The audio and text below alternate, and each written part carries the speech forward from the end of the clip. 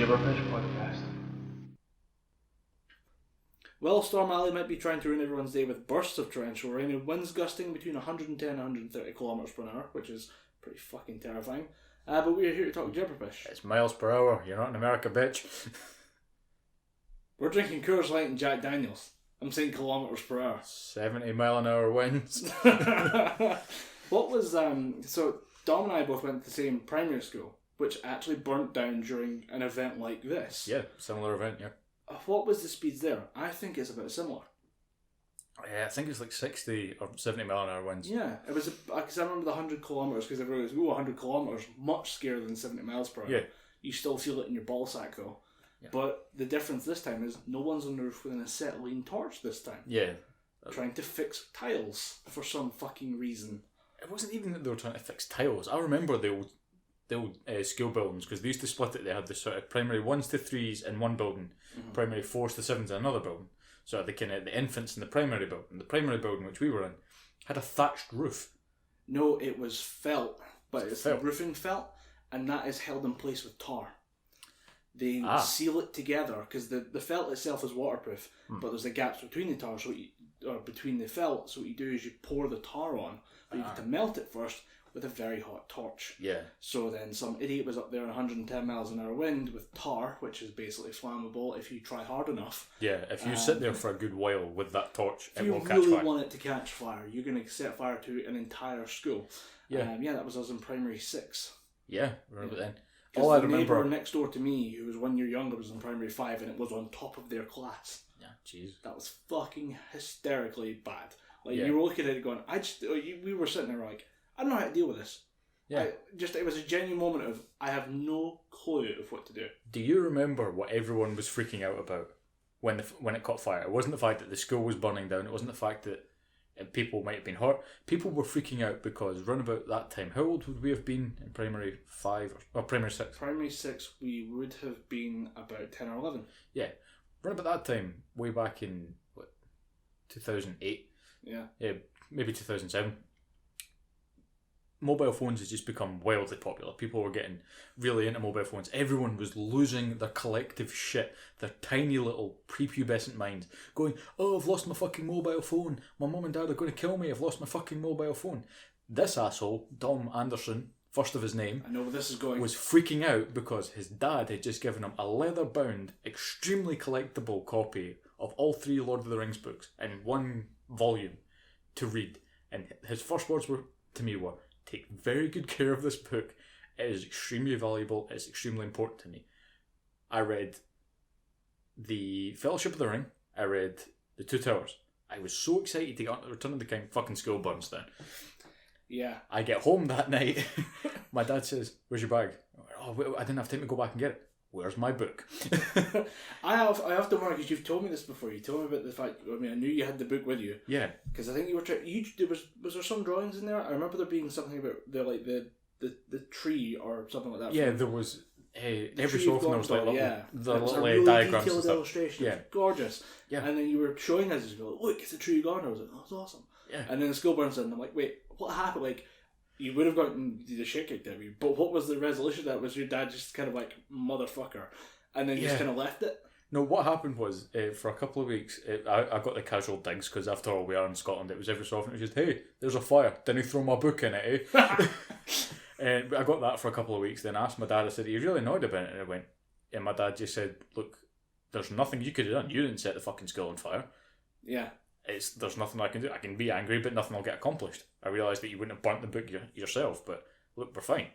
Absolutely fine. He was a bit annoyed, I could tell, but at the same time it was that kind of impotent rage where he just thinks, I need to hit something for no reason because I can't shout at the kid. The kid did nothing. He's incredibly apologetic.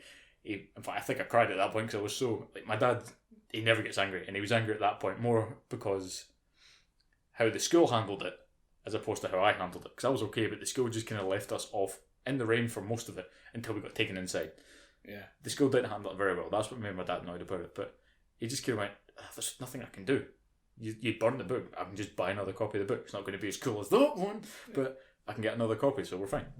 Yeah, I always remember the story. I was like, wait, how does that end? Because, I mean, obviously you're still here. Yeah. So your dad didn't actually follow through in the threat to murder you if you lost the book. Yeah. You didn't technically lose it, you just kind of left it in a room you thought would be safe, and then that room caught fire. Exactly. Yeah. Well, it sounds like, now that you say it out loud, it sounds like that's the lie a child would tell if he had lost the book. Yeah. Unintentionally, or lost something unintentionally. It's like, Dad, you'll never guess what happened. My bag was in school. School caught fire. What a shut the fuck up. Go find my book. Did you lose the book and then set fire at the school? Be like, well, this will cover my tracks. Some genius child is going to try that. Hopefully not in anytime soon, or in a safe place where they can put the fire out when there's enough evidence to suffice that classroom alone has been burnt. Yeah, I just started with like childhood evidence. We missed topics on that 4-hour podcast we did. If you made it through that, congratulations, you're a hero. As we joked about like halfway through, 1.5 times speed is your friend. Yeah, definitely. But there's a lot to unpack in that episode as well. But we missed television. Yeah. And kind of works out because today, September 19th. 19th. Numbers on the computer say 19th. Yep. We're going with the 19th. Even though last time we recorded it said it was 2 PM. It's the 19th. Yeah. You're good.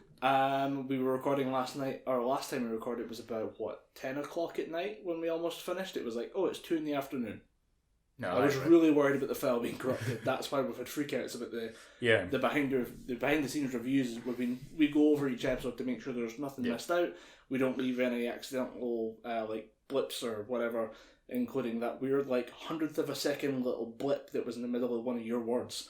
You were speaking and then just somehow there's like a little spike. It's not mechanical. It's just a weird random thing. Maybe that happened. It was during the segment when we spoke about time travel, because that could be time travel Dom trying to burst through in waveform. Think about it. It was not far off. Exactly. Time machines do work. Evidently, this son of a bitch made one. Might have almost worked for like 100th of a second, but I mean, it's better than what you Progress, my friend. Yeah. Progress.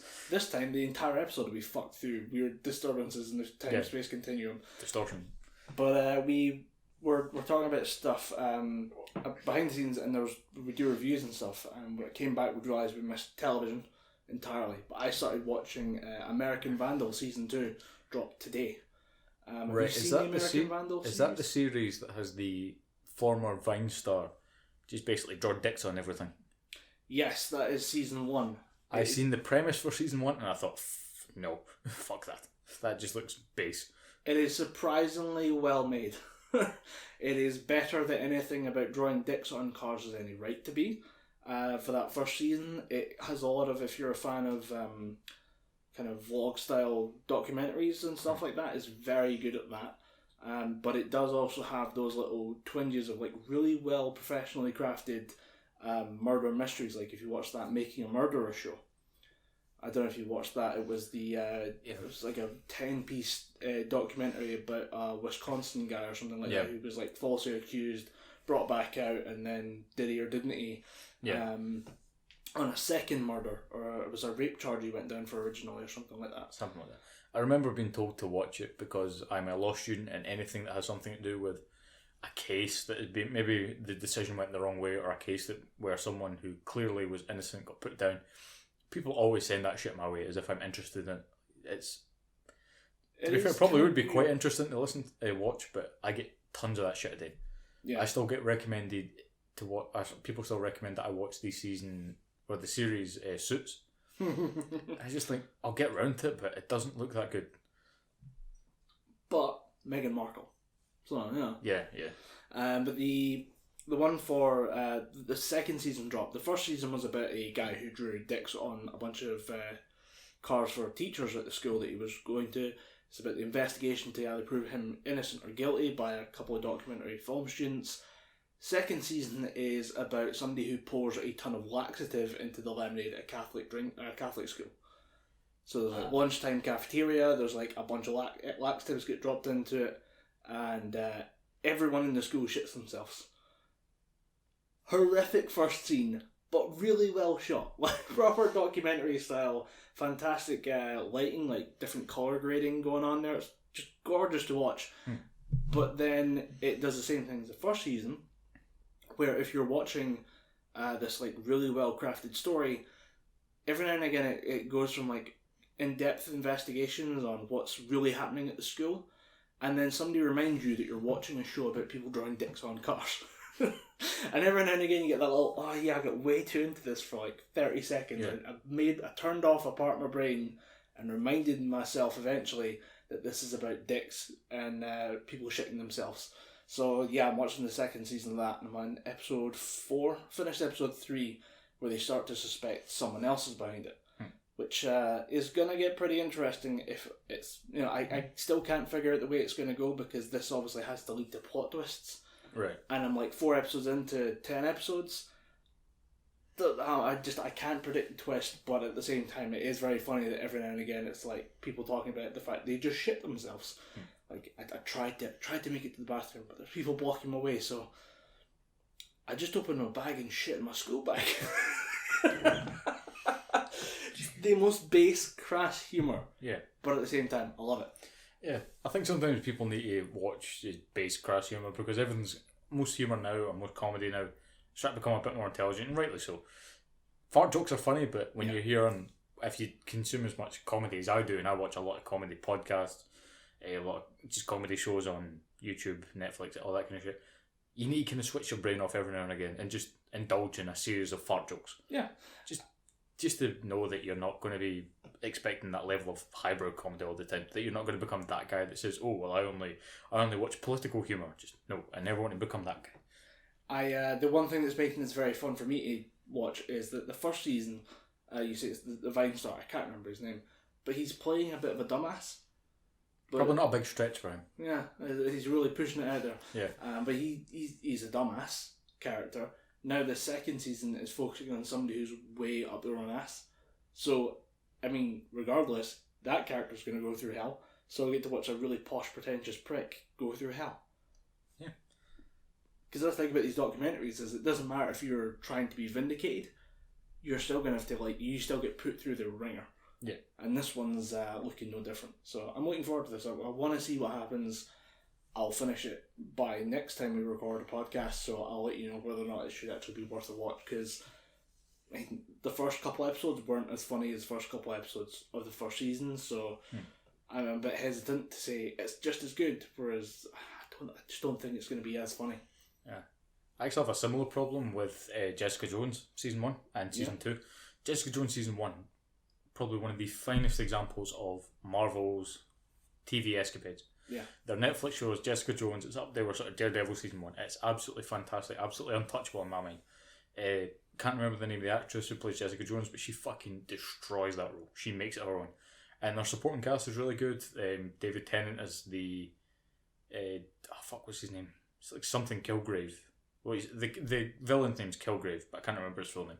He plays it fucking expertly. Just think his version of the Doctor. Yeah. Like evil. Okay. It's interesting. There's layers to the character. In summation, Jessica Jones Season 1, fucking fantastic. Jessica Jones Season 2, fucking bullshit.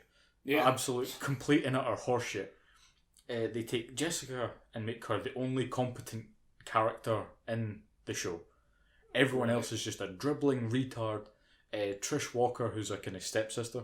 The whole story behind Jessica Jones is that she's driving with her mum, dad, and her little brother. They all get in a car accident. You think that you know for a fact that the dad and the younger brother are dead, but you also assume that the mother's dead as well. But in Jessica Jones Season 2, you find out that the mother's alive and has the same powers as Jessica. You think, holy shit, this is going to be a good little dynamic. They could team up. Maybe the mother's going to swerve her towards evil. No, she's just a pain in the ass and gets in the way constantly. But with Trish, she just kind of says, but why do you hate your powers? I want your powers. Give me your powers. Come on, just give me your powers, please. I want to do what you did. Put me through the same accident, please. I want powers. Then Jessica's just like, no, you're not right in the head. You've been through a lot of shit. Do you remember this is how we lost our brother and our father and almost lost our mother? Yeah, it's like, you remember my mother before you and your mother took me in? Yeah, that's how they died. Dad go smash into a tree.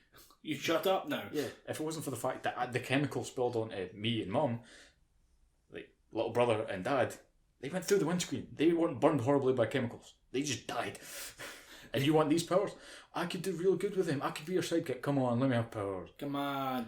Then at one point, Jessica is facing the big villain of season 2, which is her mother, who's trying to say, "You're not using your powers in the right way. Join me." Basic Darth Vader shit. Join me and we shall control the galaxy. Yeah, that kind of bullshit. And then Jessica's literally got her mother by the throat, just thinking, "I can fucking finish this now." Then Trish gets in the way and goes, "No, she's your mother. No, no, you can't stop it. No, put her down. Come on." And basically, the lack of inflection that I'm putting on her voice is basically how I view her through the entire show. She's just one note, completely boring, almost a monotone voice if it wasn't for the fact that it's an Australian actress putting on an American voice. Okay, I but don't like where that's going. It's almost a monotone. It's so fucking boring. Other characters that were introduced in season 1, like there's this guy that you find out, when you introduce him in season 1, he's just a meth head. Right. Then you find out that he got close to figuring out who Kilgrave was. So Kilgrave said, "I'm going to make you take meth and never stop taking meth." Okay. I should probably mention, because you don't have a fucking clue. No, Kilgrave has got the power, psychic control. Yeah, you can implant the idea in your head and you just No, it's more the case of he would say to you, "Drink beer and never stop drinking beer until you cannot find any more beer. You will feel compelled to do that." Okay. So his power is basically total domination. He could say, "Stare at that wall and don't stare at the wall until don't stop staring at the wall," and you'd be basically staring at the wall until you died. Jessica Jones is immune to it because in the comics she's been exposed to it that many times. She's built up a mental block. Right. But most standard humans will do it. Because there's a guy in season 1 who Kilgrave says, "Go and stare at that fence," and the guy just does it, and you cut back to him. I think it's the following day. The scene is shot at night, cuts back to him the following day, and that guy's just standing in a puddle of just piss and shit. Yeah. Staring at that fence with his eyes red, because his eyes are constantly open. He can't blink, he can't close his eyes are just red raw. That's interesting. I like that idea of like you have to program in the little specificities of what you can blink if you want to. Yeah, you have to say you can blink if you want to, but I don't want you to blink. Oh no! But yeah, imagine that interesting power with David Tennant at the helm. It's pretty good. I recommend season 1 at least. Yeah. But season 2 of Jessica Jones, season 2 of Luke Cage, season 1 of Iron Fist were all just kind of meh. Then Punisher came along and just went, "Whoa, bitches, I'm the fucking Punisher," and that was great. John Bernthal is the Punisher in my head now. I've heard a lot of good things about it, but I haven't gotten around to it just because I'm not a big comics fan, and the Punisher's like one of those ones it's there for the comic fans. See, this one seems... I mean, as a character, like he's a comic book character for comic book character fans. Yeah, definitely. I will say that this one, to me anyway, has kind of felt that it's got the most updating. Right. They've really made a conscious effort to try and shift his character from its original sort of Vietnam War tied setting. Yeah, he's over in the Gulf War this time, wasn't he? No, basically because it's set in 2017. Right. They basically said that he was out in Afghanistan. All right. So they've really tried to update it, and he was basically part of an American death squad. That if someone was standing against the American government, or if someone had information about the American government, or even members of the American government themselves, him and his teammates would just go in and destroy them all.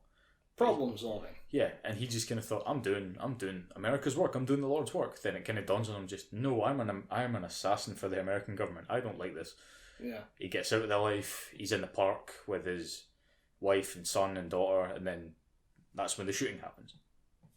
All right, yeah, because it's the murder of his daughter just sets him off. It's the murder of his entire family. It just makes him go, yeah, I'm going to kill everyone. And he starts basically moving down a list of people and systematically killing them one by one.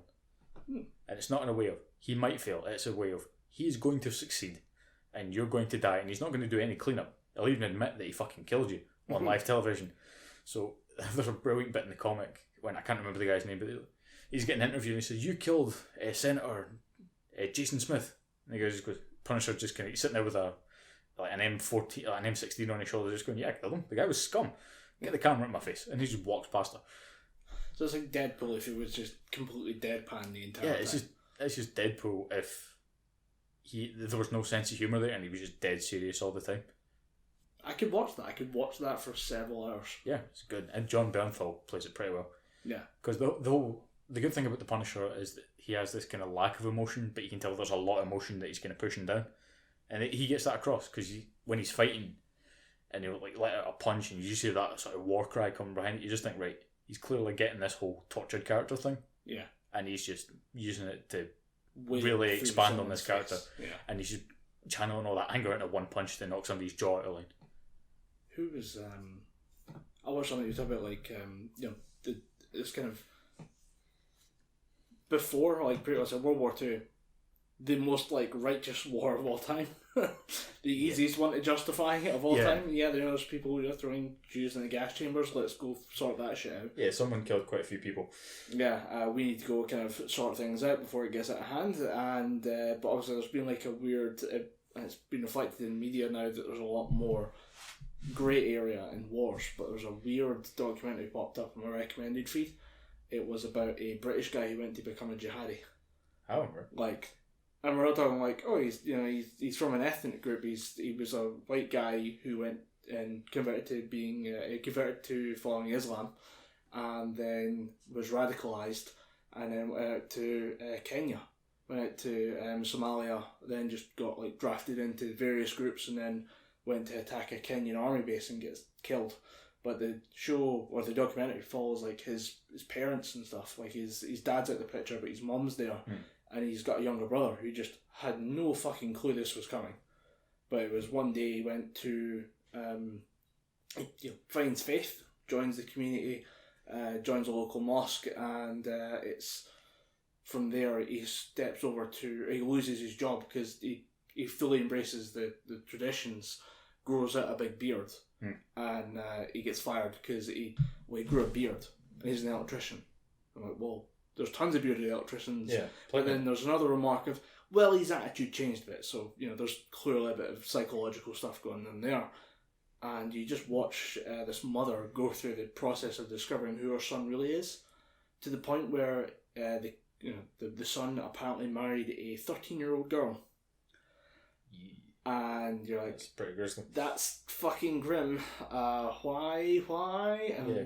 And she's working with a group that brings people out of radicalisation, and they say they've got 37 guys to just step away from it and come back to normal life.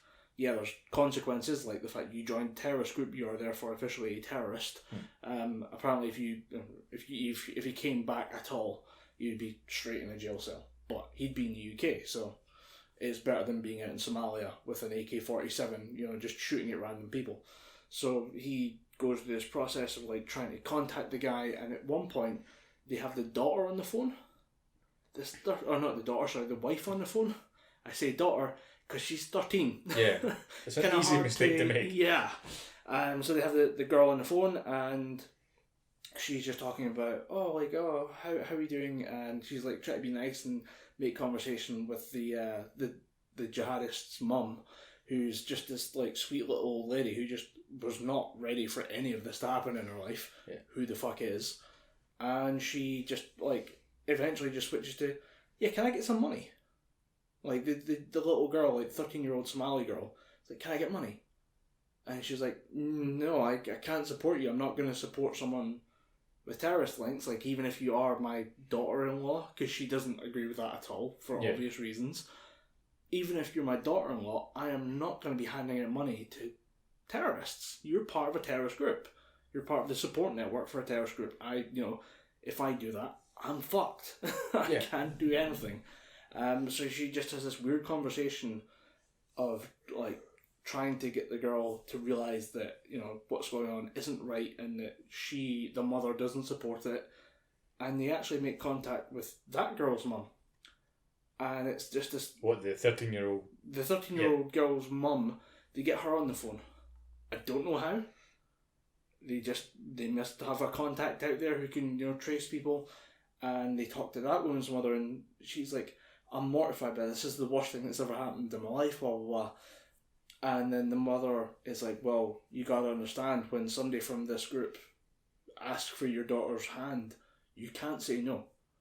If you say no, they're going to take her and they're going to kill everyone that's associated with her just so they can take the girl they want to marry. Okay, so just from that, does that mean that the British Jihadi asked for the 13-year-old girl? That's what I'm picking up there, yeah. Which is fucked up. Fuck. I know. God, chemical castration's too good for those fucks. Yeah, but the mother is like, yeah, I mean, I've tried to stand up to these guys before and they shot me in the face. Like, oops. And it goes from this like lovely old mid-50s British woman sitting on a couch being like, oh, I'm so heartbroken at my son joining this terrorist group, and then she's just like, yeah, well, they shot me in the face. It's an escalation you just were not ready for in this conversation. I can guarantee the next words out of the British woman's voice, or the British woman's mouth were, so do anything interesting at the weekend? Just complete diversion from this horrible topic of this woman getting shot in the face to just, I made crumpets at the weekend. Had my sister round. My weekend was hard too, you know. Yeah. I had to work 2 8-hour shifts. God, it was so hard. Yeah, so bad. Oh, sorry, you got shot in the face. Fuck. Oh, shit, she can one up me on this one. Oh man, I missed that like a bullet to the head. Shut up. But yeah, just a horror. And eventually the guy gets shot because they tried to overrun an army base. Unfortunately, fortunately, I guess, the Kenyan army knew they were coming. So they were lying in wait and just ambushed them, and he was the cameraman, because there's a lot of PR behind these ISIS terrorist groups. There's a surprisingly, like, I don't want to say good PR department, but, you know, they always get the message out that, you know, they're on the march, they're doing something, they're pushing their agenda across the planet, basically. And they have, they just have him as the cameraman, and there's all these troops walking through the forest, and then he's filming just because it looks good marching footage, and then just everything lights up. There's just massive gunfire from the Kenyan side of things. It shreds into their guys, who then they actually surprisingly quickly just drop and return fire, like pretty seamlessly. Like, for a group of what are supposed to be militiamen and rebels and jihadists, you're like, these are pretty well drilled guys to just you know, take machine gun fire and then return it within a matter of seconds. But then there's they explain that he gets shot by a sniper. So there's like the main gun battle going on, but then you just hear like a thump noise, and then he just drops and then falls to the side. You're like, whoa, that was way more than I was expecting to see on YouTube today. So it was all up on YouTube, and it's a really good documentary, but at the same time, like, it's pretty fucking grim. Yeah, I can imagine it would be. Yeah, it was a weird watch, but I just had to watch it. I was like, British Jihadi. Oh, what's this going to go into? It's going to go into detail. That's what it's going to go into. It's just always that kind of moment of shit. I was not prepared for that. Yeah, I should have. So when you realise you've burnt your sausages because you just gave up and watched the show, you're like, shit. This was way more engaging than I thought it would be. But it was good. Yeah. It was a good documentary. That moment you realise that you haven't been as addicted to watching a show since maybe 8 out of 10 cats to countdown. Are you getting into that? It's ridiculous how addicted I am to that show. I'm just systematically working my way through the episodes. I don't know if it's because... I mean, I think it's maybe 55% it's a good show. 45% Rachel Riley. Reasonable math. I'll give you that. It's ridiculous. How can someone be so good at maths and so good at just all the other shit, so intelligent, and look like that? My stupid 90s brain has been told that if you're good at maths and spelling and you're very academic, you cannot look like fucking Rachel Riley. That's not in my head yet. It should be. Dom's not progressive enough. No, my stupid caveman 90s brain isn't progressive enough. I believe it now because I've met more sort of erudite, fucking stunning looking women. But no, it's still in my head that you're pretty. You can't be good at maths. It's a weird thing that's happened. Like, I don't know where that spawns from, the idea that you got to be like good looking, big and dumb, or you can be like weird and smart. There's just never it never clicked that there was the balance between the two, despite the fact you grew up with people who are both. Yeah, there's people all around you that are just going to smash that stereotype, but I think it's just because it's thrown in our faces from such a young age. Yeah. That without confirmation from, say, parents or older siblings, no one ever says that. No, that's not what the world's like. That's just TV. Yeah. That's just TV. You're never going to see that in the real world. So it just gets kind of cemented in their brain. TV plays into the tropes because it's easier to kind of make caricatures of people than it is to make full characters. Yeah, it's easier to have a dumb, good-looking woman as opposed to a stupidly intelligent, good-looking woman. It's just easier to make. Yeah, I don't think 90s TV did a very good job of fixing that for people. Yeah, 90s TV did not do a very good job of preparing any individuals. Because 90s TV is all just mind-numbing crap designed to make us not think. What is wrong with Ed, and Eddie? Ed and Eddie, I still watch to this day. But no, Ed and Eddie is a good show just because it tells you that straight out in the tin. But then you get shows like Fresh Prince of Bel-Air, which again, it did have some sort of thinky moments, but most of it was just, look at Will Smith act funny, and look at his hot cousin who's just there, or she's just there to be dumb and hot. Then you've got somebody that well met at school, and she's meant to be, she's meant to be smart and ugly. She's not very good. It's not substantial. So just base level tropes. Yeah. I'm trying to think of the best example. If I were to say right now, what would totally turn someone's head around on that idea that, good looking and smart, but at the same time you get the other side of things where it's like there's more depth to a character. There's not just like a little weird twisted character. I always think of like weird and twisted characters as being the same like kind of idea that you would have like somebody who maybe isn't like academically smart but is just good in a different way. Like you get the little nerdy people in shows who are just good at fixing computers and just like they built their own robot at age 10 or something like that. I'm trying to think of a good example of a show that would just flip that perspective. Just be like, no, everybody gets to, everybody can have their own things and be different characters. I think I've got the Community DVDs right there, and I think that might actually be a good example of. Could be. I've yet to watch Community. It's a show that I've been told that I should watch. Funnily enough, after I started watching a TV show called Glow on Netflix. Yeah, Glow's pretty good. Mark Maron, probably one of the greatest comedians on the planet right now. Guy's pretty funny. Alison Brie. I don't know why. I think it's because they both have Brie in the name. I keep getting her and Brie Larson confused. Yeah, okay. All I need to remember is Alison Brie, married to Dave Franco, Brie Larson, Captain Marvel. Yeah. Speaking of Captain Marvel, you picked up on the segue. That trailer though. As when you said Brie Larson, like... It genuinely is a thing though, because I was talking to my brother and he said, I've seen the show Community, and I thought, I might watch that, it looks pretty good. It's got Chevy Chase in it, it's got John McHale, it's got Alison Brie, and I went, you mean Brie Larson? And he went, Brie Larson's in that show? And I went, yeah, she's in that fucking show. But then it was another sort of John McCain fuck up, and I thought, no, wait, that's Alison Brie. It's Alison Brie. Two different characters. It's also my favourite thing that is, early Donald Glover. Yeah. Just like he left that show to become Childish Gambino, and you're like, dude. Yeah, you went on to some shit. This a talented motherfucker right there. Yeah, ridiculously talented. But although he was simultaneously both the best and worst parts of Solo, his portrayal of... I've still not seen it yet. Donald Glover's portrayal of Lando Calrissian is great, but what they make him do with that character is horseshit, and probably one of the worst parts of the movie. Yeah. They make him fuck a robot. I just thought, Lando Calrissian's meant to be a player. He was Billy D. Williams, for fuck's sake. I had to think about that for a second. He's Billy D. fucking Williams. He was meant to be a player. He was meant to be that kind of smooth guy, like the kind of finger guns. Just, hey. Yeah. Meant to be that cool, and then they make him, he fucks robots because he can't pick up real women. No. You can, it's got a practice round. Yeah, I suppose. Everyone just takes and then Darth Maul was in Solo. Yeah, that just made it even worse. Really? Yeah, Emilia Clarke's character, who I genuinely couldn't even remember her fucking name if I tried. Sarah Connor, Khaleesi. Yeah, everyone just remembered that she was Sarah Connor. Yeah, you didn't buy Terminator Genesis on Blu-ray though, did you? No. I did, thinking, this is going to be great. Why did you do that to yourself? Because I wanted more Terminator. Okay, fair enough. We all want more Terminator. And I've done the same thing with Terminator, was it Revelations or Revolution? The one with Christian Bale. Shit. No, I can't remember that one either. I'm pretty sure it's either Revelations or Revolutions. It was shit. Revelations, I think. I don't think anyone's called it Revolutions. Although they should have, because it had those weird little bikes. Yeah. But yeah, it was shit. And Terminator Genesis was even fucking worse. Yeah.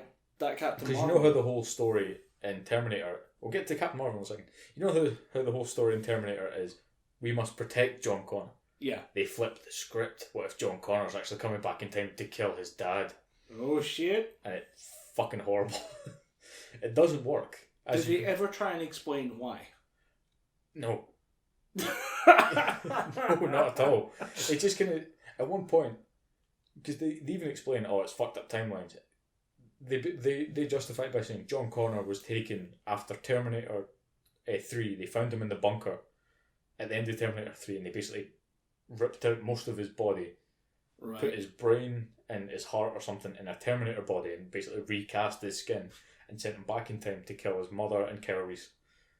Oh, so the Skynet found him. Yeah, Skynet found him. Okay. For a second, I was like, but why would humanity do that? No, it's Skynet. Okay. Skynet done it, and you just think, no, surely what they would do is they would send somebody else back to try and kill a younger Sarah Connor and Kyle Reese, because they wouldn't know who John Connor is. So try and do that kind of double cross of, I'm your son John Connor, even though you won't know who I am. You won't know who I am. I'm your son. You can trust me. Oh wait, no, I'm a Terminator. I'm going to kill you. Here's the thing that Skynet doesn't get: human emotion, or just basic logic. Why are they sending back 6'4" Austrian bodybuilders or like superstars or like just massive huge guys? Or that one time they sent a porn star back. Send in a 5'11" brown hair, brown eyes, just like wearing glasses motherfucker who just walks up and just shoots her in the kidneys on the side of the street.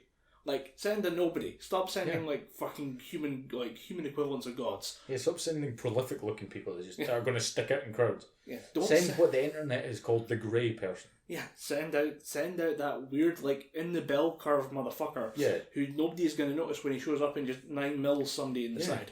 Or it's just going to take 12 inches of serrated steel and stick it in her gut. Yeah. No one's going to notice. Don't send a guy who can pull that serrated steel out of the side of a building. Yeah. Doesn't make sense. Nah. If I'm being honest, I never actually thought about that, but it does make way too much sense. Yeah. Why did they send Mr. fucking Olympia? Yeah. They named a bodybuilding show after him, the Arnold fucking Classic. Why send that guy back? People are going to notice him. And the fact is, this has happened twice. Yeah. They sent one Terminator in. Fair enough, he killed a lot of cops. Yeah. How did people not pick up on that the second time? Because they were in a shopping centre at the start of Terminator 2, just thinking, oh shit, there's that guy that killed all those cops. No one thought that. Because that was always the scariest part of the liquid metal Terminator. Yeah. Was he morphs into the shape of a guy you wouldn't pick out in a lineup. Yeah. That's fucking scary. No, right, this is why I think Terminator 2 is one of the most genius fucking movies on the planet. I'm gonna talk a bit about Terminator 2 because you started it. Yeah. Right? Terminator 2 is one of the most brilliant movies on the planet because the original sort of promotions and adverts for it never showed you that there was going to be this other Terminator.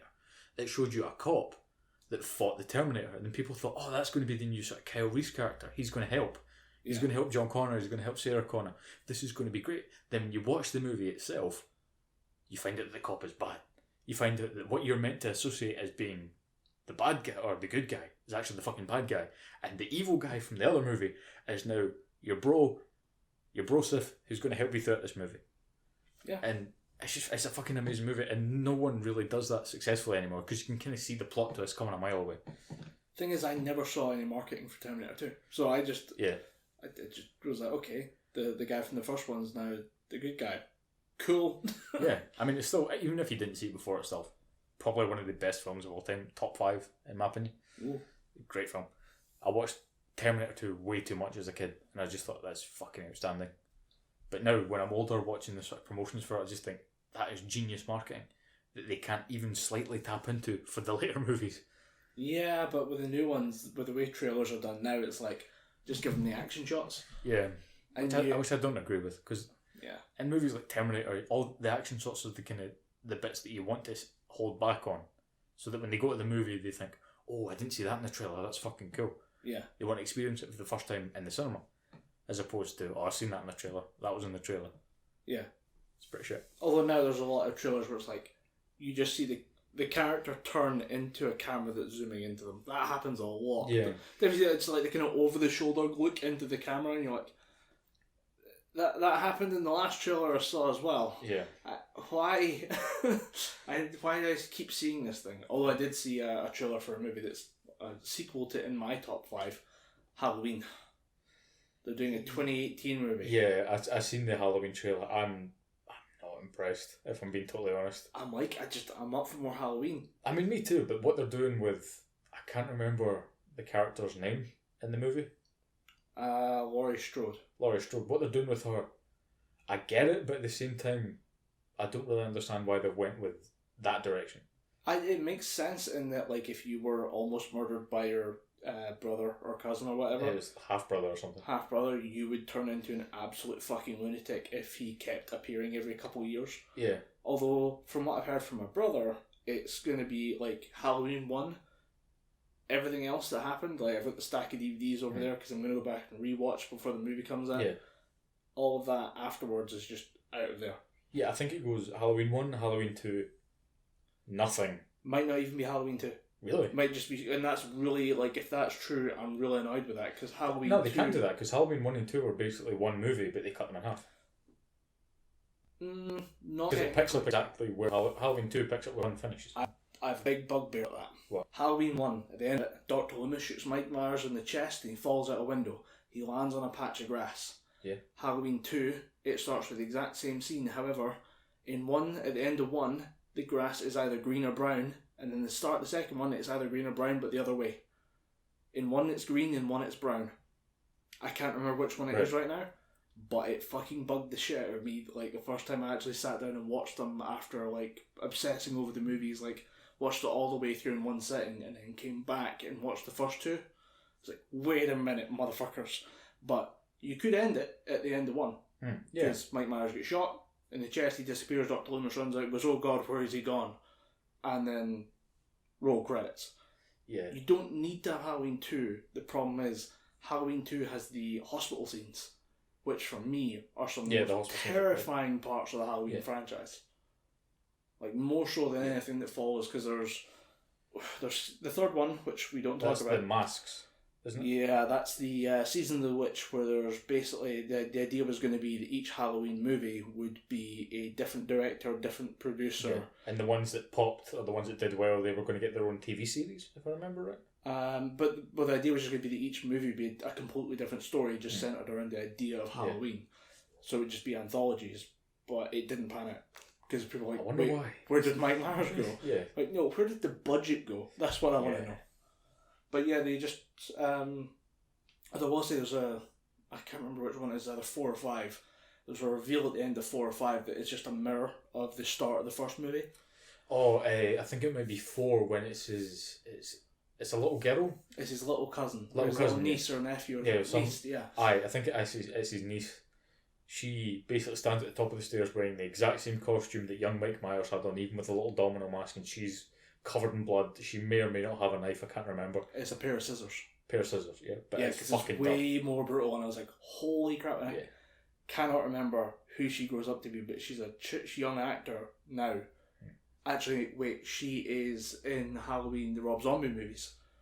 They brought her back just for like the kind of weird trivia relation.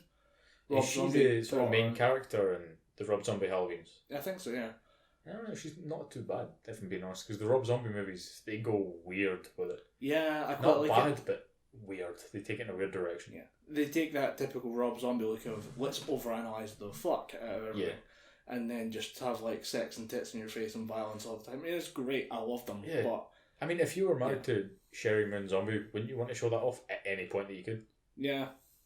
It'd be like if I was married to Kate Beckinsale, you guarantee I'd just drive everywhere, just going, look at my wife. Look at my wife. She my waifu. She waifu for waifu. Guess how old she is? She's in her 50s and she looks better than you do now. But yeah, I'm looking forward to that. Rub that on every fucker's face. I'm looking forward to the new Halloween. It comes out 2-3 weeks time or something like that. And they need to hold off and put it out on Halloween. I think they'd be retarded if they didn't. The first release is like the week before Halloween. Because you can't get Halloween releases. It's very hard to get them anymore. Even like the big Conjuring franchises and stuff like that are really struggling. My brother went to watch it was The Nun or something like that last week. I'm like, that's a Halloween movie though. That's like it's like a perfect, absolutely shit yourself inside out Halloween movie. But I think the release schedule around there is getting too crowded. Yeah, I suppose. Because everyone's putting out like a horror franchise now. Yeah. No complaints though, is all. Yeah, no complaints. Just again, the horror series has kind of dwindled in my respect. The last horror film that I watched was a movie called Krampus. Oh yeah, I missed that one. It had Adam Scott, who I'm pretty sure used to do shit on the internet, but he's been in TV shows like Parks and Recreation and a whole host of other shit. And like a whole bunch of other comedians. The old ginger lady from 2.5 Men's in it. It's not bad, but at the same time, it's all about this family.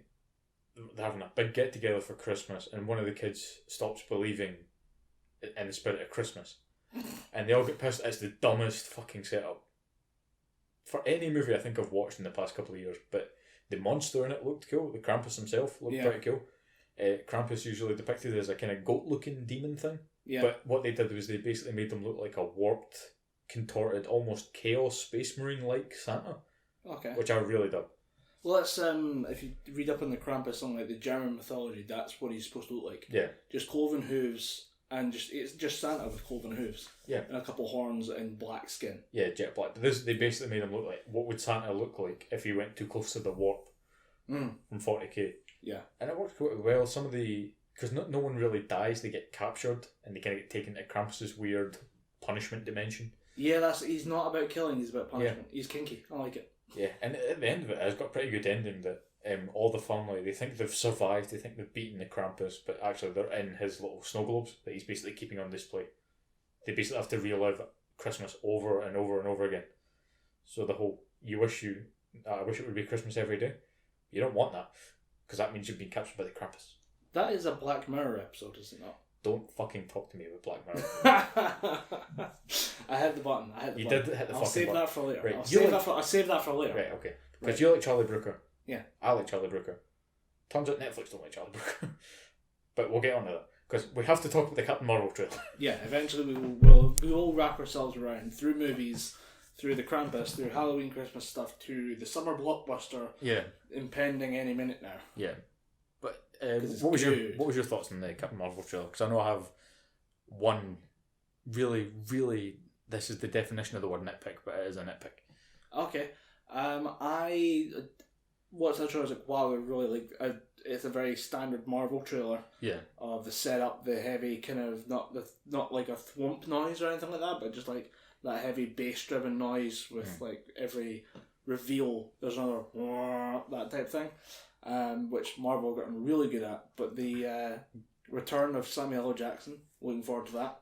Been missing him. A young Samuel L. Jackson. Yeah. He's been de-aged. Yeah. Which but it doesn't look as obvious as it did with, say, Jeff Bridges and Tron. Is it digital though? Yeah. Okay. So I was wondering if he just like, hey, go on like a diet or something, and he just like, totally like remoisturized for like the last 6 years or something like that. No, it's completely digital, using the same technology that they used in Civil War. Remember at the start when Tony's doing the whole like it goes into his mind and replays memories. Oh yeah, and it was a younger Robert Downey Jr. Really good, yeah. Yeah, that kind of technology.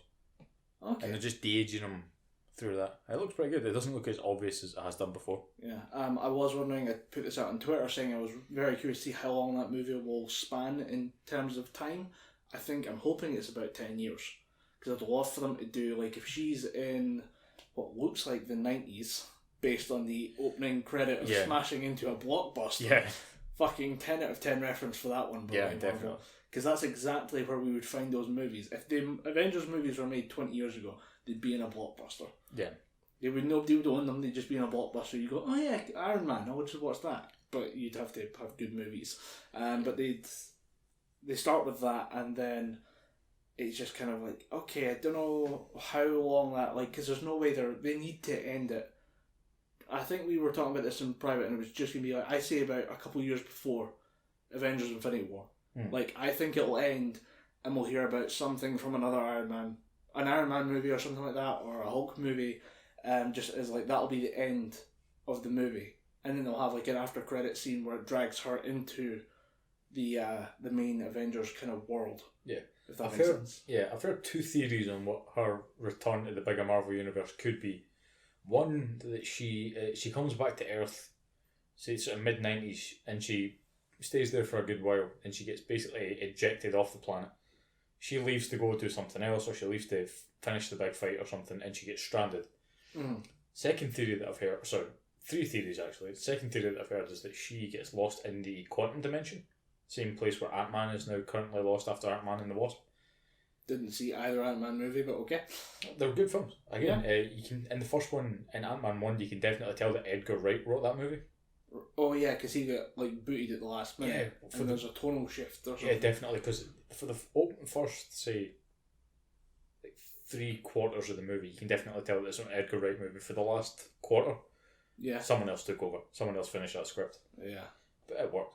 But at the end of Ant-Man and the Wasp, they're doing something involving the quantum realm. I haven't seen it either, but he basically gets sucked into the quantum realm. Then the snap happens, and it kills... Spoilers, by the way. Right. And it kills Hank Pym, Janet Van Dyne, and Hope Van Dyne. Right. It's basically the original Wasp, the original Ant-Man, and the new Wasp all die. But because Scott Lang is in the quantum realm, he doesn't feel the effects of it. Or it's something like the way the quantum realm works is that the snap will happen, but it'll take several billion years because the snap is happening so slowly. Okay. Because the quantum realm is basically tiny, tiny fragments of atoms. Right. In terms of size, that's what they deal with there. So the snap will reach the quantum realm, but in something like 1 million years. So he could effectively duck under it and then come back out on the other side. If he finds a way. And they're therefore actually, yeah, you know what? If they're gonna include that at the end of Ant-Man and specifically mention how that affects the snap from Thanos, I think they would then have it explain Captain Marvel. Yeah. Well, the other theory is that she is fighting on another. It kind of ties back into the first theory, but instead of just being stranded out there, what happens is she leaves Earth, goes to fight the big bad, but at the end of it, she encounters the Black Order. You know, it was the sort of guy with the axe, the Ebony Maw, the psychic dude, the guy with the glaive, and the woman with the sword. I know their names. Thanos' minions. Yeah, Thanos' minions. Their names are like Proxima Midnight, Cull Obsidian, Corvus Glaive, and the Ebony Maw. I'm gonna just have to believe you on that one. Yeah, one of the Proxima Midnight, Ebony Maw, Corvus Glaive. And what was the other one that I said? But the big dude with the axe. What happens is he in Avengers Infinity War he has Captain Marvel's sort of hip sash belt thingy tied to his waist. Right. So they're reckon at some point when she's off world, she's going to fight whatever the fuck that guy's name is, and she's going to get her shit pushed in. And she's basically just going to drift off and be stuck in space. Okay. And I personally think that's a good way to make her think, right, this guy beat me. I'm meant to be hella strong. I'm coming back to fuck that guy up. I'm going to find out where he is. Or I'm going to take out your boss. So I think that might be a good way for her to come back. And I like the idea of her like being on her own thing and just like, I need to go deal with my shit, coming back and then accidentally solving everyone else's problems. Yeah. That'd be awesome. I love that. One thing I kind of hope they get across in Captain Marvel is how petty Captain Marvel can be. Right. Because she is the strongest Avenger. Maybe a couple of degrees above Thor, but it's not much. She is technically on paper the strongest Avenger. Right. But she knows it. She's very, very petty. In the comic books and shit as well. She thinks that she's the strongest. Get the fuck out of my way. She's not really a team player until it gets beaten into her by Captain America and Iron Man. Quite literally. Alright. Beaten into her. She thinks that she can solve the whole, all the planet's problems and worries. She thinks she can do it by herself. Something happens, basically leads to War Machine dying. Iron Man loses his shit, builds a Hulkbuster version of War Machine's suit, and beats the living crap out of her with it. And that kind of ends the whole Civil War II dispute. It's not a great comic book, but I kind of want to see it just for Hulkbuster War Machine. Yeah, it's awesome looking. And she gets leveled, then she goes, yeah, maybe my plan of putting a massive energy shield around the Earth to keep out aliens was a bad thing. Then you find out that she completed it, and then in the follow-up book to Civil War II, Secret Empire, which is basically Marvel's answer to the Injustice question, which is, the Injustice question is what happens if Superman goes evil? You basically get total planetary domination. Alright, yeah. Secret Empire is Marvel's answer to the question, what happens if Captain America becomes evil? And you basically get that whole persuasion and charismatic sort of way of speaking, but for evil and for Hydra. Is that the one where Secret Empire, is that the comic book series that really freaked people out because you had Captain America saying "Hail Hydra"? Yeah, which is totally. I saw that be the biggest freak out thing for the last year or so of comic books, and then there's people saying no, out of context, Captain America saying "Hail Hydra" is bad. But when you read the actual books, wait and see why it's good. Yeah, it's a good twist, but at the same time, if you're just taking that one image of Captain America saying "Hail Hydra" at face value, you're thinking that is so poor taste because he was originally made as almost kind of anti-Nazi propaganda. Oh yeah, he is. He definitely, when you look at his origin story, it's to do with him we being need Nazis. the most upright American soldier to go over there and give them what for during the big one. And to be honest, they did it well, but at the same time, it was just that kind of way most fans... I'm not a big Captain America fan. I'll read some of his books. Yeah. Like, the comic book that the Winter Soldier's based off of is a lot better than the movie made it out to be, and the movie's fucking fantastic. Yeah. We were talking about Captain Marvel once upon a time. But you had something... I just kind of hope they get the arrogance and the almost kind of selfishness of the character until she kind of learns how to gel with the Avengers, because she is the strongest. She's basically got all the powers of the stupidly powerful Captain Marvel. Yeah. Mar-Vel. It's easier to pronounce. If you say Captain Marvel, it distinguishes the character. But he was the original captain of the whatever Kree squad that she was a part of. But she kind of siphoned all his powers away. Or through proximity, she kind of, through mitosis almost, gained the same powers. But then as he became weaker, she became stronger, that kind of thing. Yeah. Well, that's how it was in the comic book. She might have a totally different explanation for how she gets her powers in the movie. Yeah. But you were asking about it. I brought this up on text, so that I saw bits of that trailer and thought they looked suspiciously like stuff from Justice League heroes. I never picked up on that. Yeah. The only thing that I picked up on, and again, it's a stupid nitpick, and I realise why they've done this, but our powers kind of look a bit weak. It could just be the way they've edited it or the way they've put that forward, but it makes sense for her powers to be weaker now. That way, in Avengers 4, whatever the official title for that is, she's coming in and her powers are so strong she's knocking Thanos off of planet Earth. Yeah.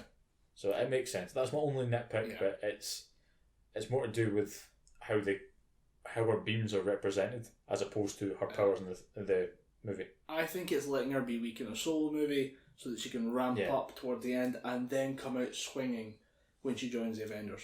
Kind of like Thor Ragnarok when Mjolnir breaks. Then he gets Stormbreaker and he's just, fuck you Thanos, I'm going to stab you in the chest.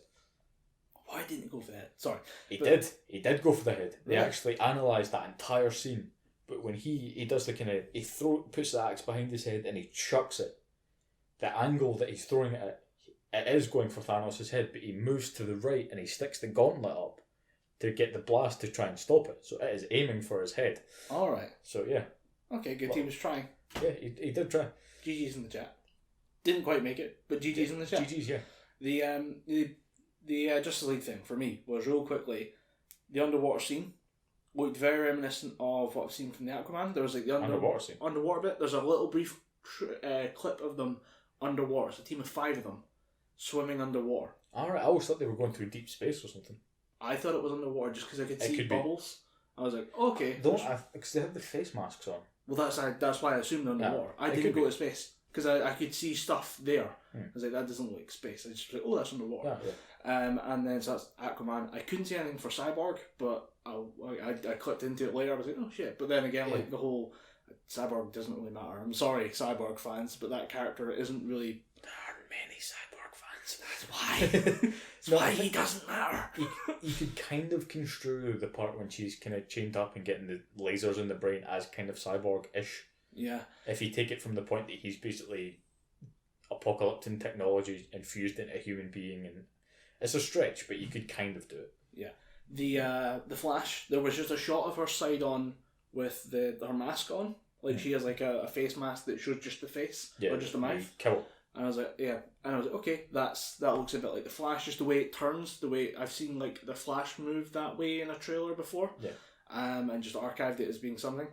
And then there's the shot of her wearing the cowl in shadow was Batman as fuck. Yeah.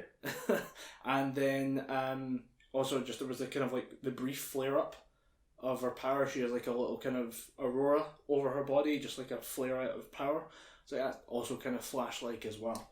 Can I say that's more Superman? Because they do that in everything that Superman's in. He goes to the planet and he goes off planet, stands in front of the sun and just charges. She has a brief burst like that, but then she has a full-on like lens flare eyes, like full-on outburst of power, and I was like, that was Superman at the end.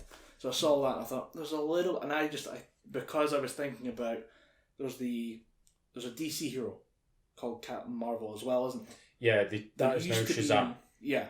They did that, and then Marvel comic books made Captain Marvel. Yeah. To kind of like, no, it's our thing. If anyone's going to have a Captain Marvel, it's Marvel Studios, bitch. Fuck off. I assumed that like was some weird kind of meta joke that was in there. That's why I saw it and I was like, Justice League stuff. And that's why I was like, Dom, it's there. And you're like, nah, you're just an idiot. It's not. I'd call you an idiot for many things, but noticing shit that I didn't, probably not there. But I think it might be some kind of in joke. I don't really know.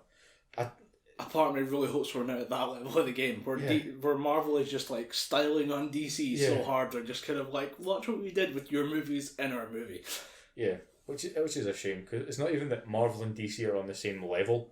It's not that they're both, topping out in 95%. It's just that Marvel's firing all cylinders 95%. DC's way down at about 60%.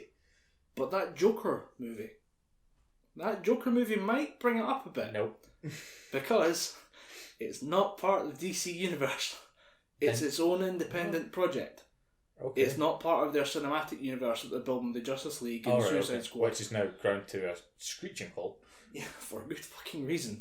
But they've said that it's going to be its own independent thing, studying kind of the look of the character. But some people are like, well, it's actually going to do the Killing Joke arc. And I'm like, wait, that kind of needs Batman. Yeah, you need Batman for that. And also, the fun of the Joker is that he is undefinable. If you start saying, no, he is definitely this character, it gets kind of boring, it gets kind of shitty. The only way they can really end that movie, for me, is if they say, well, that's how I choose to remember it. Well, I've always preferred my past to be multiple choice. Keeps things fun. Yeah. They're basically saying this is how he remembers it. Might not be the real thing, so basically they can cover their tracks if they get anything wrong, but also it keeps fans happy saying, no, they're exploring one of his personalities. Yeah. Because any psychosis you can think of, the Joker got. He's in there somewhere, just fighting with a bunch of other weird ideas that he has going on.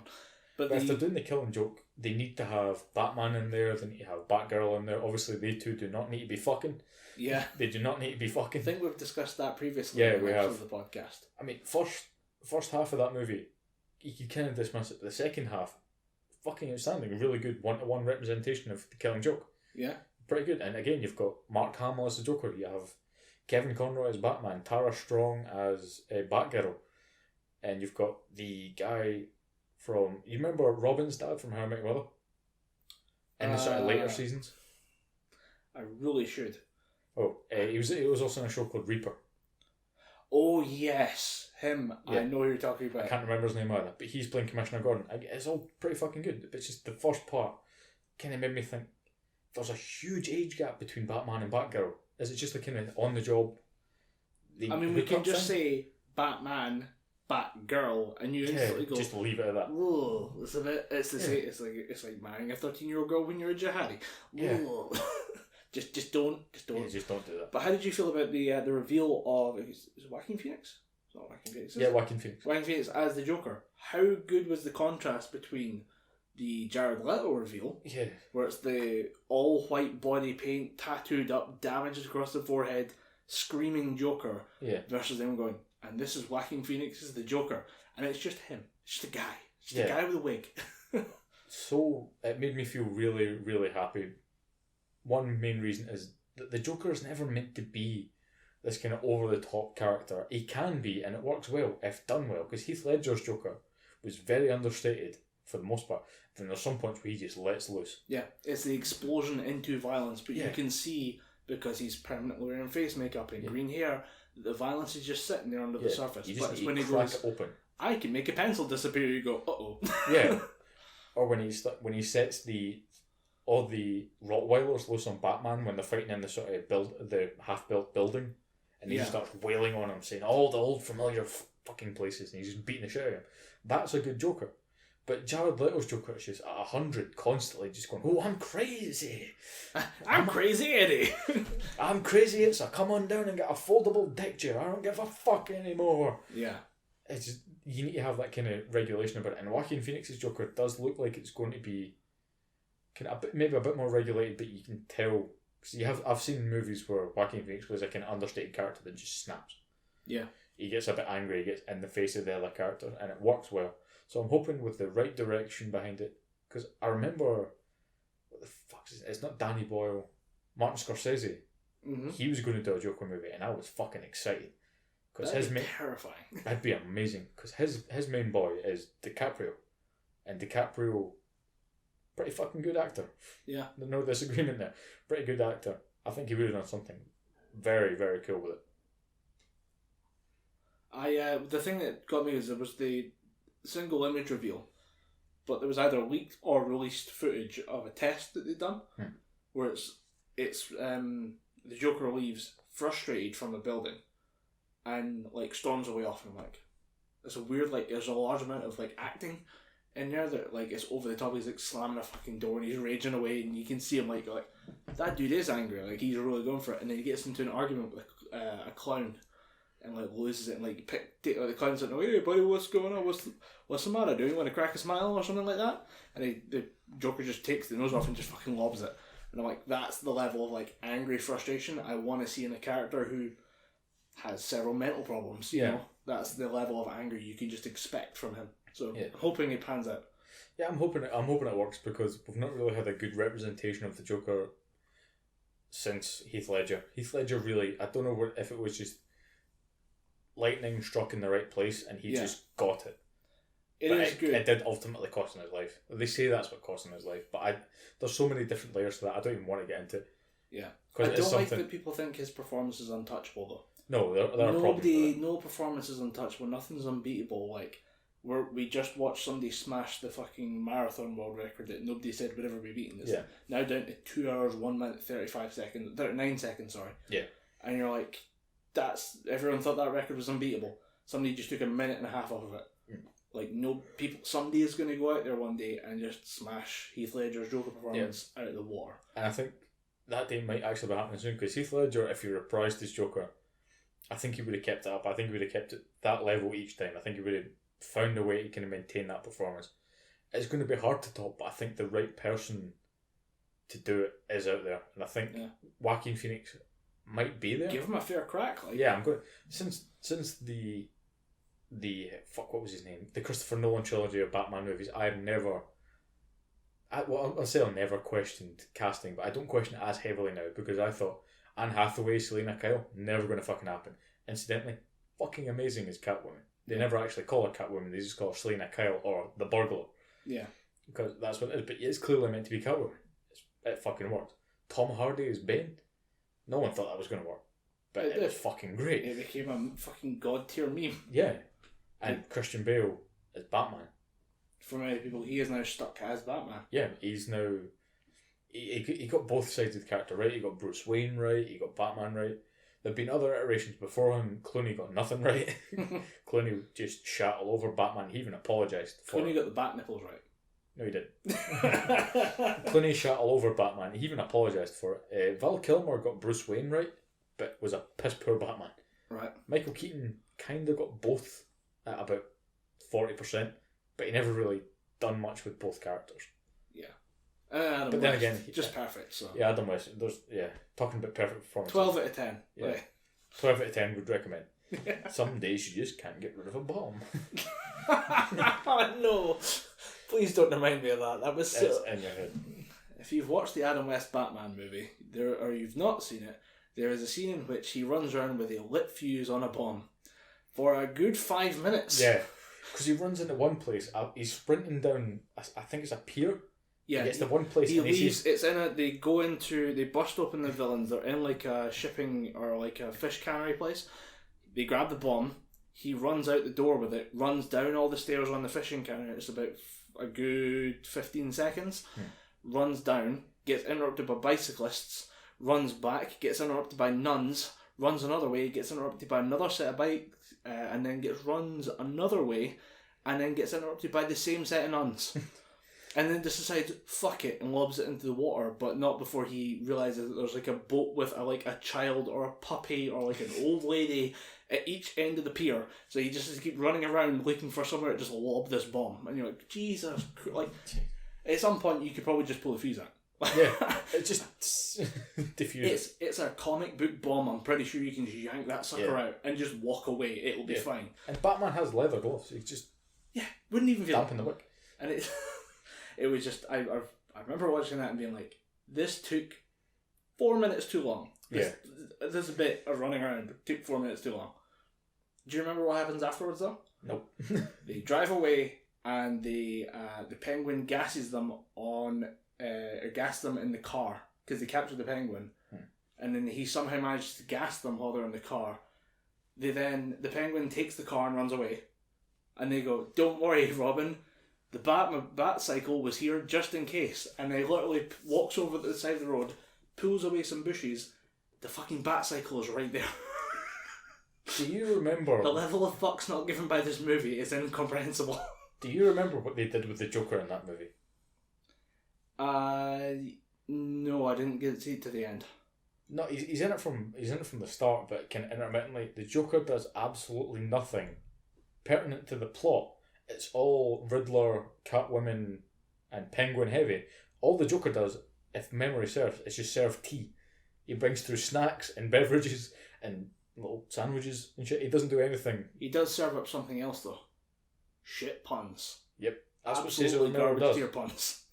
He's the Joker with absolutely less than no jokes. It's unreal. It's a weird movie, but I definitely recommend it to anyone who's drunk enough. Yeah. I mean, I'd recommend the whole Adam West TV series. Adam West TV series, the whole Bill Dozier produced Batman series. You can get it on Blu-ray, the whole run, for about 30 quid. It is worth every pound and pence of that £30. Because you're gonna realise how good you've got it, even with Batfleck. Yeah. You're gonna realise how good you have it because it's so cheesy and kind of hokey that you're just gonna think, this was good for its time. It was very much a product of the 60s, but I now have a newfound respect for Batman vs Superman or Justice League. Or anyone else who's in the Batcave. Yeah.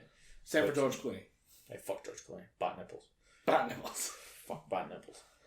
But, yeah. Wonder who they're going to get to replace Ben Affleck, because I think he's on his way out as well. I think they're getting close to just hitting the big reset button on the whole DCEU. He had a Batman script and it's been canned, I think. Yeah. That's the level he's at. He was going to do it. He was like, I'll write and direct the Batman movie. And everybody, okay, go for it. Yeah. And then, no. Because I remember he'd written it, and there's a guy at DC's animated section, or DC's animated department, a guy called Jay Oliva, that does all the animated movies. He'd done the Dark Knight Returns Part 1 and 2 with Peter Weller as Batman. Was it Peter Weller? The guy that voiced Robocop. The guy that played Robocop. Peter. Yeah. He played Batman in The Dark Knight Returns. Fucking perfect. He'd done a whole host of other DC animated movies. He even said, I read Ben Affleck's Batman script. It's fucking great. Why are we not filming that? Turns out he wanted to go more gritty, more Batman. And even Jay said, that works. Get the right people behind it, it's going to be good. Kevin Smith was willing to step in and produce it. The single biggest Batman fan on the planet was going to come in and produce it because he helped him with the script. And DC went, no, it's not Avengers enough. And Ben Affleck just went, okay, what do you want me to do? And they went, oh, we'll take care of it. And at that point, Ben Affleck just went, fucking direct it yourself then, because you're not doing Batman right. You're fucking it up. Yeah. And then Joss Whedon steps in and makes Batman look like a little bitch. But we won't talk about that again, because that's another kind of worms open that no one wants to get into. So if we can't get Ben Affleck back right now, it's the same as like when it comes to who would you cast in this and the Joker and stuff like that. There's nobody I look at and say they can do that role. There's nobody that's established enough. I want to see somebody come from fucking nowhere and do it. Yeah. Get somebody with a few movies under the belt, like decent small things. Yeah. Or like what Marvel do. They get some people that aren't really doing much. I mean, Chris Pratt was doing TV, essentially, when he got Star-Lord. Robert Downey Jr. was basically almost on the way out. Yeah, Benedict Cumberbatch. I think he was probably the biggest hire that they had at the time, because he had Sherlock. He had a whole bunch of other things with the BBC. He had a couple of movies under his belt as well. But again, he wasn't really big. Yeah. So I think they need to get someone just kind of fresh out of almost out of school that's willing to put in the effort, because that's what they did essentially with Chadwick Boseman. He wasn't really known. Now the dude's Black Panther. Yeah. And now he's making stacks. Yeah. Probably is one of the coolest Marvel superheroes to date. And I just want to see them go for that kind of lower level actor and just say, you get the golden ticket. Yeah. Go. Yeah. Prime example, Tom Holland, Spider-Man. I think this is his third or fourth acting gig as a teenager. Yeah. Not as a 21-year-old. Done a shit pile of kid acting. He'd done a whole lot of that when he was in his maybe 4, 5 or 6. He'd done a couple of things of that, playing someone's kid on the BBC. Now he's Spider-Man. His biggest role to date, he's starring in his own movie. Fair enough, he had a hefty support from Robert Downey Jr. in Spider-Man Homecoming, but he's still starring in his own movie and he's 21 years old. Nuts. It's got to be a big boost. At 21 years old, I was probably doing nothing. Somewhere out there is somebody we're not considering, hopefully, we're not considering this, looking at Batman being like, I just wish Batman was as good as something else. Yeah, I genuinely think I could write a good Batman story. I'd like to be able to write a good Batman movie and just say, I'm not going to star Batman. I'm fucking way too old. I'll take the back seat. Just let somebody else do this. I will shave the beard and play Commissioner Gordon. I wouldn't mind doing that. I will shave the beard and keep the mustache. I'll play Commissioner Gordon. But I'd like to write. I think I could write a good Batman movie. I think because I'd be able to. Because I've watched, played a lot of Batman stuff over the years. Mm-hmm. I think I've consumed enough of the Batman content to think, right, this is what he would do, this is what he wouldn't do. I think I'd be able to write a good Batman story. But I think you hit the nail on the head by saying that the right Batman actor is out there. It's not someone who's known. Ben Affleck was fucking great, but he just was given shit to read. Yeah. Same with Henry Cavill as Superman. He is pretty much Superman, but you can't make him stay if you're just giving him shite all the time. Yeah, eventually the actor needs something to work with. You can only have so much raw talent before somebody says, oh, the rest of the movie needs to be good too. Yeah. You can't get by on your looks alone. You can't look enough like the character and just kind of fill in the blanks. You need to have all those blanks filled in and look like the character. Yeah.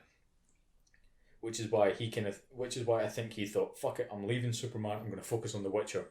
Because The Witcher's going to do well. And he would need to focus on that because he does not look anything like Geralt or Rivia. They're going to have to do some heavy makeup on him and make him look like Geralt. But I think he could do it. The guy's a pretty good actor. Yeah, it's as long as he get the, I guess it could be weird, but like the facial scarring. Yeah, that's a big part of it. As long as that works with because they can't just do the scar. It needs to also move with the rest of his face. So when he grimaces, or when if he smiles or does anything weird, it's got to move with that. Yeah, and the voice of Geralt is very hard to pull off because it's low, it's deep, it's gravelly, but it's very. What's the word I'm looking for? He kind of gets a lot across without much inflection. It's very emotive. Okay. There's a lot in it, even though it's all kind of low. It's down here. It's sitting quite low on the vocal cords. Yeah. It's kind of gravelly, like he smoked a bit. Yeah. He still manages to get quite a bit across. Trying to be, I think the emotive part of that last little bit would be the very hard part for somebody to pull off. Especially someone who has a very, very kind of posh English accent. Someone to pull off a kind of deep, gravelly American accent. There's going to be a lot of work that's needed done there. Yeah, or they could just say fuck it to the accent and go all in. Because, the original Witcher was Polish. Yeah, the original books and stuff are Polish. Yeah. And there's actually a TV series. I think it's called The Hexer. It's all on YouTube. But each episode is 1 hour and 45 minutes. That sounds horrible. It's many movies, but basically each episode's a book. So I think that's why they're so long. Okay. But it's not a great show. It's not good? It's not a great show. How many beers? How many beers do I need? Probably about a crate. Okay. You're looking at, I'd say between 12 and 14 beers. If you're watching the full thing, I'd say 24. Jeez. It's so bad. You could tell that they made this on a very shoestring budget, and it was made on the equivalent of the sort of BBC worldwide service. Oh right, yeah. So it's made to look natural. It's made to look like these are living characters that aren't being filmed. It just looks horrible. It's very, very early 2000s bad B-movie shooting. Well, you've sold it to me. Yeah. Watch it. Go for it. Can't be worse than that movie that you made me watch. What was it? Legend of the Dragon Warrior or something? Because I remember the final act of that movie. Legend of the Shadow Warrior. Yeah. Yeah, with the elf and the... That was the one with the weird... Everything looked the goblin, yeah. Everything looked like LARPing. Yeah. But, everyone was, really, way too straight-faced about the whole thing. Yeah. I remember at one point there was a duel between, a knight and, her former master or some shit like that, and it was we shall now duel with swords, and it's, clearly rubber. You can see it flopping around the place. Because I remember at one point there's the devout priest who's vowed, basically, chastity, saying that he will never indulge in the sinful act. The sinful act. Carnal love or whatever. Then at the end of it, it's just him banging the barbarian chick that they picked up on the way along there as if to say, I'm going out happy, fuck you, Jesus. That was the one where it's this movie's so bad, and then the barbarian chick shows up, and you're okay, now this movie's watchable. And then we get to the end, and it's the orcs not trying to summon a worm or something? It's a worm god or something like that. They're trying to summon some big evil. I don't know. I clocked it because we were drinking quite heavily that night. Yeah, and it was. I remember there being. I think that was the same night we figured out that Jägermeister and Pepsi Max go quite well together. I've always known that. That's a deep down secret truth of the universe. I mean, I've always, if I was drinking Jägermeister, it would always be with Monster, which is the most horrible thing to wake up with the next morning because you've got that horrible stale sugar taste in your mouth. But the night before, you're so fucked and drunk that you can't pass out because of the energy drink. You're just thinking, I'm going to pass out for a bit. No, I'm cool. I'm going to stay awake and learn to knit because fuck it, I'm not going to sleep anytime soon. It's like if somebody stabbed you in the stomach with a pitchfork. Like, you'd want to fall down and just die, but you can't because the pitchfork's in place and holding you up. Yeah, definitely. I just want to die. Meanwhile, lie down and die. Meanwhile, your heart is going so quick that it could cut diamonds, but you're just like, I'm fine. Why is my pulse now sticking out to here? It's not good. Right, we are back with fresh beverages and just kind of round out the show, I guess. Yeah, sure. Hope you enjoyed what I probably threw in there as quick interlude music. I don't know. We'll see. It's his propaganda. Editing Colin will have to deal with that later. Yeah, fuck him. Fuck you, editing Colin, you piece of shit. Son of a bitch. Right, so the last things we want to talk about were quickly the fact that the UK is switching to investigate loot boxes during gaming. Yeah. I think they're taking a stance that is essentially gambling. So, the UK is just cracking down on loot boxes. I'm going to do this gambling, yeah. It's not the first place to do it. Apparently, Denmark or somebody was one of the first ones to go over the line on this one. Denmark and Greece, I think they just said, you know what, this is gambling. People are giving their money away on the chance of getting the item that they want.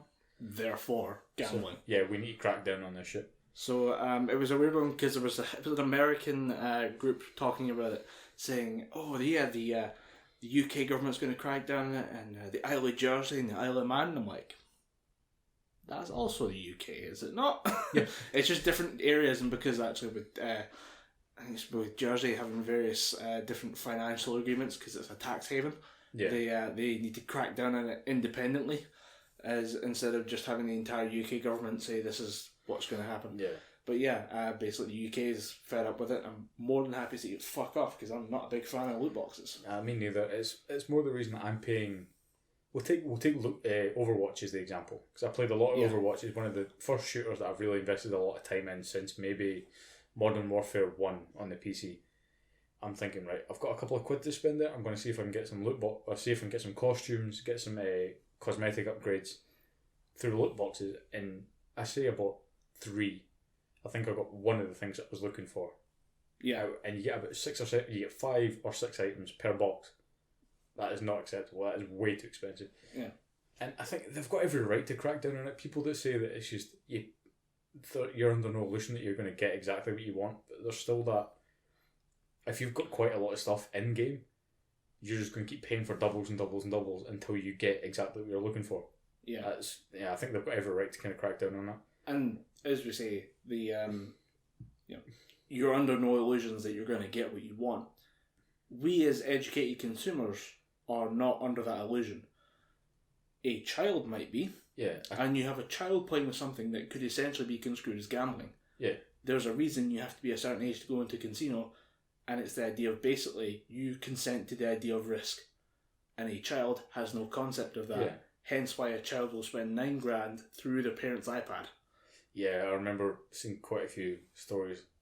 My favourite one was a little girl in America on Prime Day ordered 300 individual packages. That's not $300 worth of individual packages. 300 individual packages through her parents' account, and the only way they found out is when they arrived.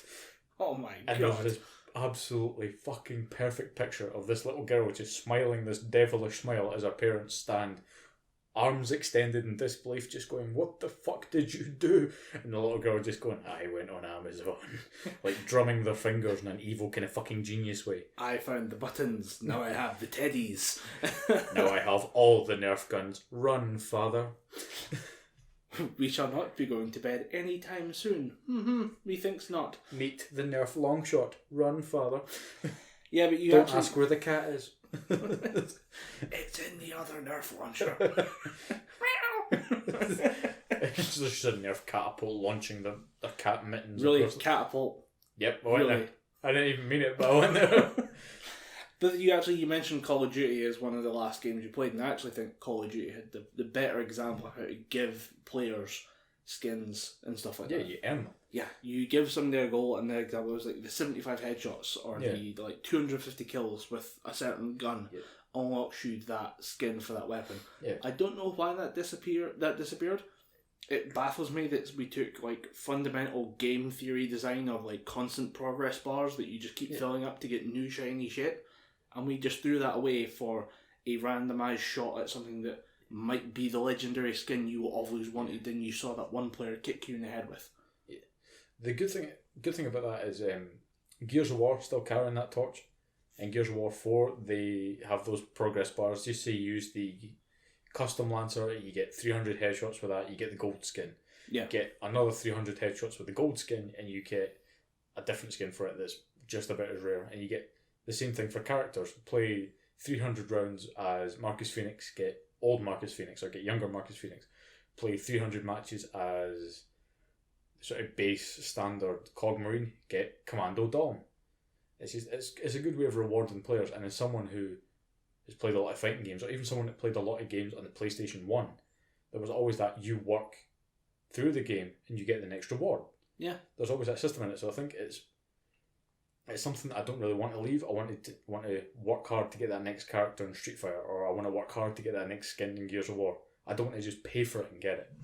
And I don't know where the consumer willingly just threw that away and said, I'll just pay for it. I'll pay for the randomised shot. Yeah. I think it was when people realised that... I think it's when the industry realised they could make you pay for the randomised shot. I think it was when people seen that and just thought, you know what? I don't need to play the game for 12 hours on end and enjoy the game and get what I paid for. I can just pay £18, get 7 or 8 loot boxes and just get a chance of it. Yeah. To me, I'd rather just play the game for 12 hours straight or 12 hours over a week and just earn what I want. Yeah. My example, the other thing I had down was Rainbow Six Siege does that.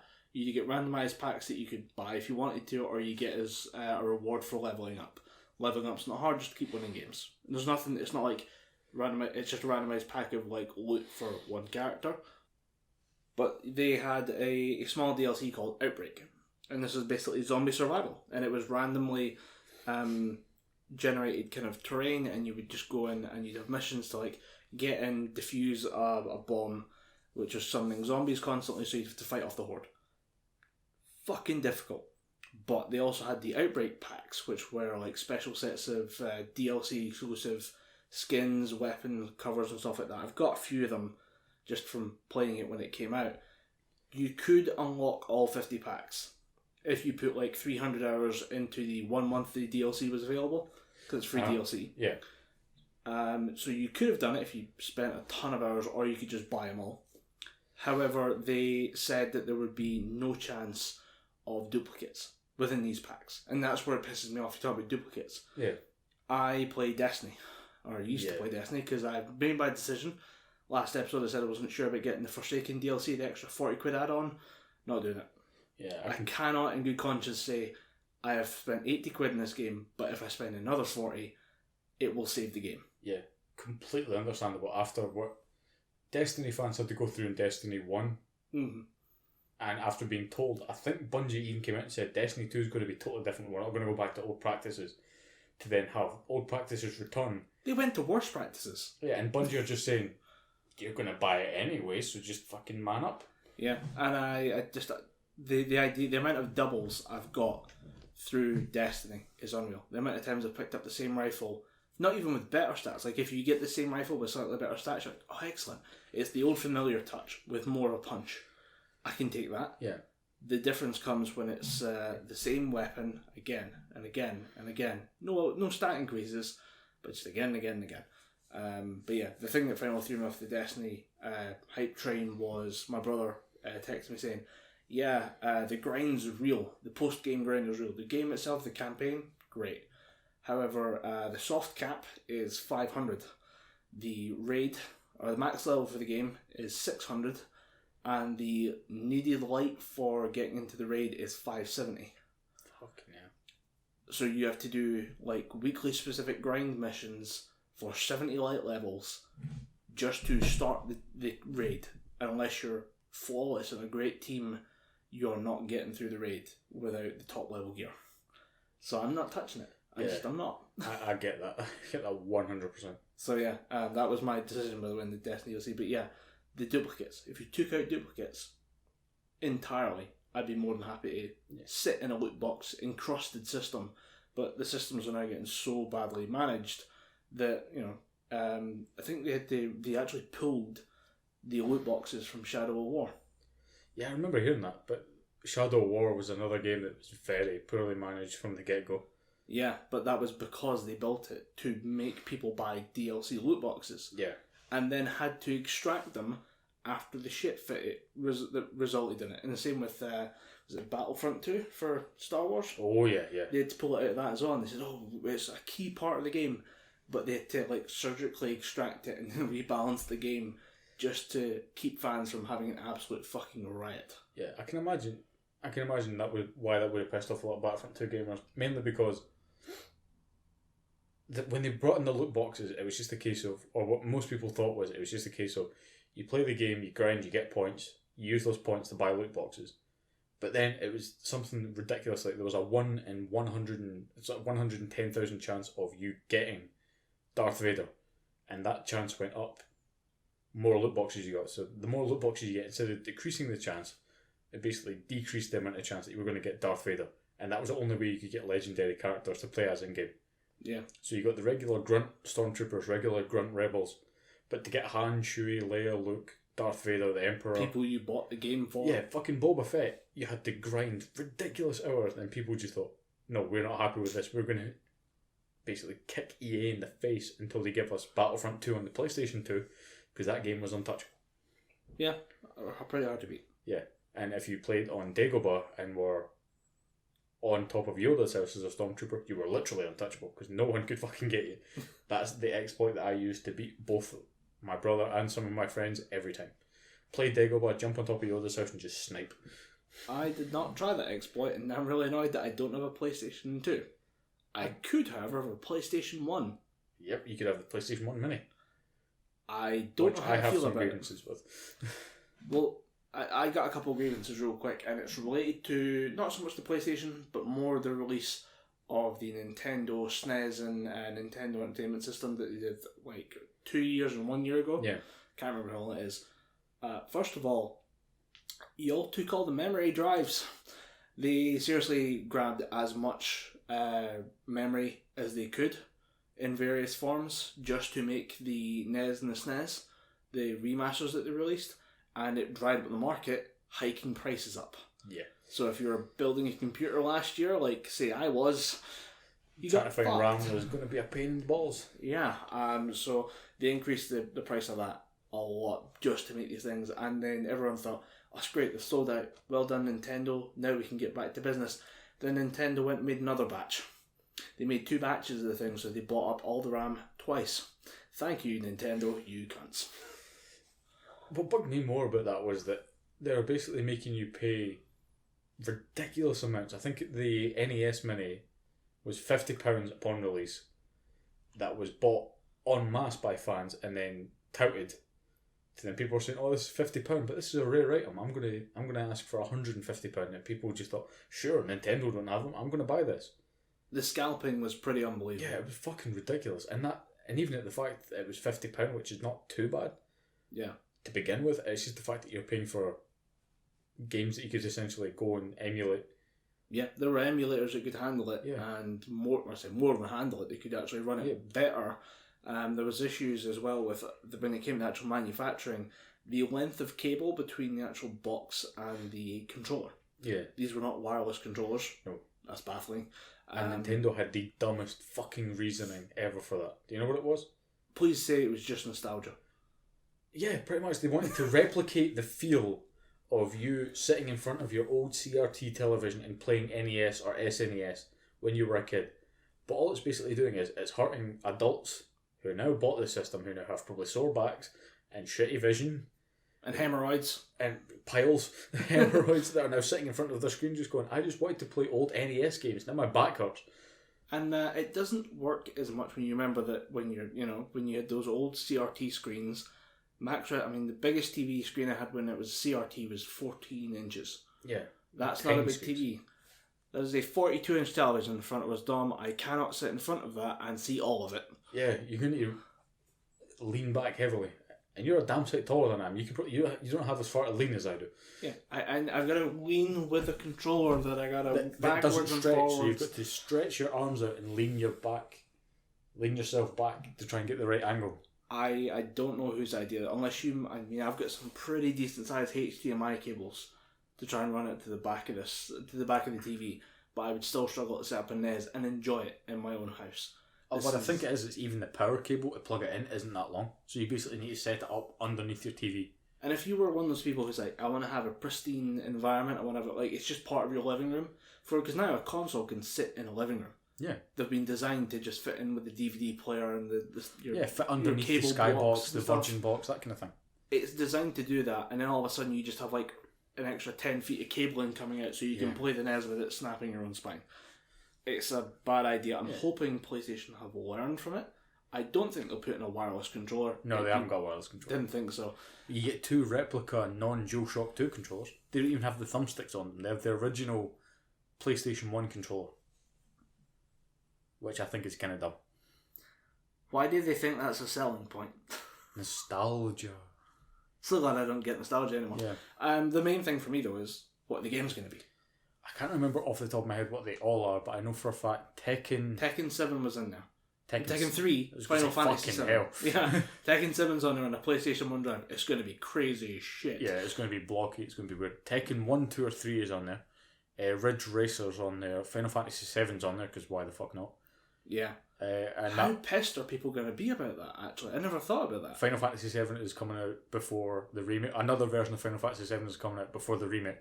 Yeah, because there was the remake, the proper remake of Final Fantasy 7 is split into 3 parts. Yeah. Part 1 came out. Part 1's not even out. Part 1's not even out. No, I'll tell you the story. What happened was they announced Final Fantasy 7 remake 2 years ago, I want to say. Yeah, sounds about right. Something like that. And they announced that they were going to do it episodic, they were going to do Kingdom Hearts style combat, they were going to do... Because I think the original game was 3 discs. Yeah. Right, so they were basically sticking to that format. They were going to do disc 1, it's his own game. Disc 2, whole new game, but still with the same characters. Same with disc 3. But they even came out and said, we announced this game about 4 years too early. We want to get Kingdom Hearts out of the way first. We're still not done with Final Fantasy 15. What is wrong with Square Enix? Square Enix have about 12 people working for them. I genuinely think that just, Jim, his name won't be Jim, it's a Japanese company. Jim, we need you to stop working on Final Fantasy 7 and we need you to finish off doing particle resolutions for Kingdom Hearts 3. But the fans want Final Fantasy 7. Do we need to get Kingdom Hearts 3 out? Dude, it's been 20 years almost. How do they not just... I mean, yeah... Hire more people or farm it out. You can probably find a decent game studio in Japan. Yeah, you probably could. But that's the thing. If you say, we will give you the keys to Final Fantasy 7, just make it as good as you can. Someone out there will flip their shit. Someone will make every inch of that little game that they're building polished to the highest degree. But the thing with Square Enix, the same problem with Nintendo, to an extent Sony as well, they will not delegate any of their big titles. Square Enix will never outsource Final Fantasy 7 unless it's a company that they have tight control over. Nintendo are never going to license out a game unless they have a controlling interest in that company that they're delegating to. Same with Sony. You're never going to see God of War being made by another company in Japan. It's always going to be Santa Monica Studios. They just refuse to delegate to other people because they don't want it to be done by anyone else, because they want to do it right by themselves. Well, that's great, but... which is admirable, but at the same time, people want this fucking game. You need to do a bit of delegation. I'm just tired of listening to people bitch about it. Get somebody to do like the 90% of it, and then you just come and polish the last 10. Personally, I don't care if Final Fantasy 7 is the most overrated game of all time. Bitch. Kind of hard to argue. I'm trying to think of something else, but nah. I mean, people that like it, fair enough. It's your cup of tea. Don't let this asshole ruin it for you. It's not hurting anybody. Fair enough. In my opinion, Final Fantasy 7 is probably one of the most rated games of all time. In the same vein as Metallica is the most overrated band of all time. Fuck you, Metallica fans. I might call real quickly and say Nirvana. No, everyone knows that they're overrated. I suppose, yeah, there's now... The meta has turned against them. But no, people love Metallica, and the past 4 albums that they've put out have been shit. But it's nostalgia. Yeah. And that's, I mean, if that's enough reason to buy a, what was it, 80 quid? 80 or 90 quid 80 console. to 90 quid PlayStation 1 in 2019, because it won't be out this year. Yeah, definitely. Unless they cram it out for the Christmas releases. Yeah, maybe. Which there's every chance of them doing. Unless that happens, I am not seeing it. See, another thing that bugs me, just on the whole mini console things, fair enough, it's a good thing, it brings nostalgia, it sort of promotes nostalgia, and nostalgia is not a bad thing. It brings people back to their childhood, it makes them think, all right, I've played old Mario, what's new Mario going to be like? It gets people buying new games. I'm all for it. What I don't get about the new systems is it's £50 to £75 for some of the NES and SNES stuff, or alternatively you can spend £15 or £15 or £20 on a Raspberry Pi, and it does the exact same thing as the NES that you're buying for 50 quid, or the PlayStation 1 that you're buying for 80 quid. It does the exact same thing. Just find the files, download them, get them on the Raspberry Pi. Put them on the Raspberry Pi, and the good thing about the Raspberry Pi is it can be fitted with any controller. You want to sit and play Mario 3, which is my favourite Super Mario Bros. Game of all time, because it's the only one I've ever finished. You can play it with an Xbox controller. You can play it with a fucking PlayStation 4 controller, despite how flimsy that fucking thing is. Yeah, so you can actually, have the ultimate gaming experience rather than a piece of plastic. Also, speaking of flimsy controllers, do you remember the PlayStation 3 controller? Yes. Do you remember the early PlayStation 3 controller, before they went to the DualShock 3, when it was just the 6-axis? I think I'm the one that had all the motion control stuff. Yeah. They kept trying to sell a layer with it. They're like, oh, it's a dragon flying simulator. It was horrible. And you can't control shit, but if you wave the controller around enough, you might not crash into a building. Yeah, I remember how you had to fly. You basically had to hold both ends of the controller and just move your arms up and down like you're moving reins or something. But yeah, the original PlayStation 3 controller sucked. I remember a friend of ours, I say it was a friend of ours, he hung around with us a bit, who moved up to Stonehaven to live with his dad. Do you remember what I'm talking about? I'm not going to say his name. Yeah, I know who it is. He showed me the PlayStation 3 controller can twist, and I thought, right, that's not bad. And he went, no, this is how it gets worse. And he actually twisted it to the point where the plastic was cracking. I mean, the controller was broken anyway. I'll preface that. It was on the way out, and he went, yeah, look at this. And he just twisted it, and it cracked. And I thought, fucking hell, that is just cutting corners. Then he went, yeah, I bought a new one because I dropped that one, and it stopped working. And I went, was it a high drop? He went, I was sitting on my couch, but the same sort of height as this couch, not too high. But a foot and a half off the ground. Foot and a half off the ground, and he dropped it, and it stopped working. It's like early Wii remotes. I went through 4 Wii remotes. You say they're weak, but they went through a lot of TVs. They went through a lot of TVs, but my mum were playing Wii tennis downstairs because everyone was like, oh, I'm going to lose so much weight. Then they'd done the whole Michael McIntyre thing and realised I can just move my hand back and forward and munch on a burger.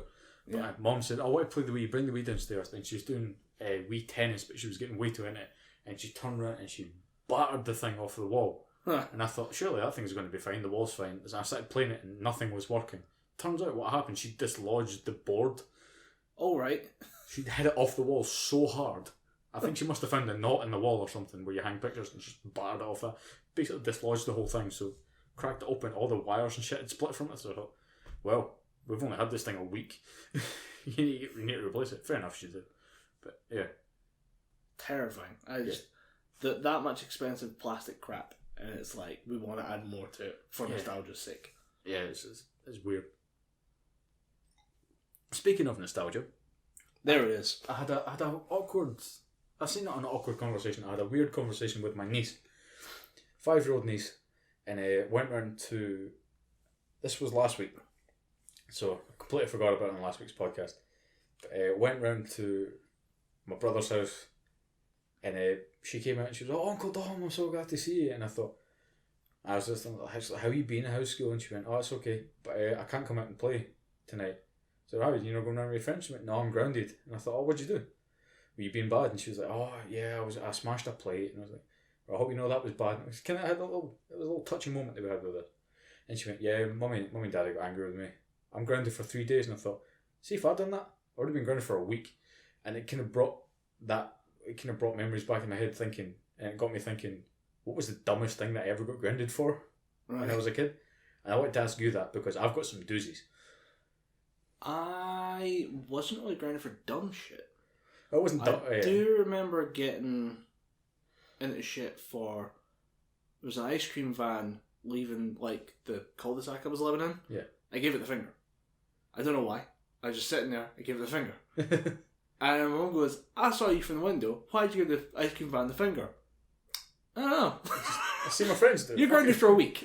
Like, oh. I guess like the least amount of effort I could put in to getting the most amount of grounding. That's a good ratio of like lift one finger for 1 week. Oh, dude, I have 3 examples, and all 3 of them you're going to think, okay, why?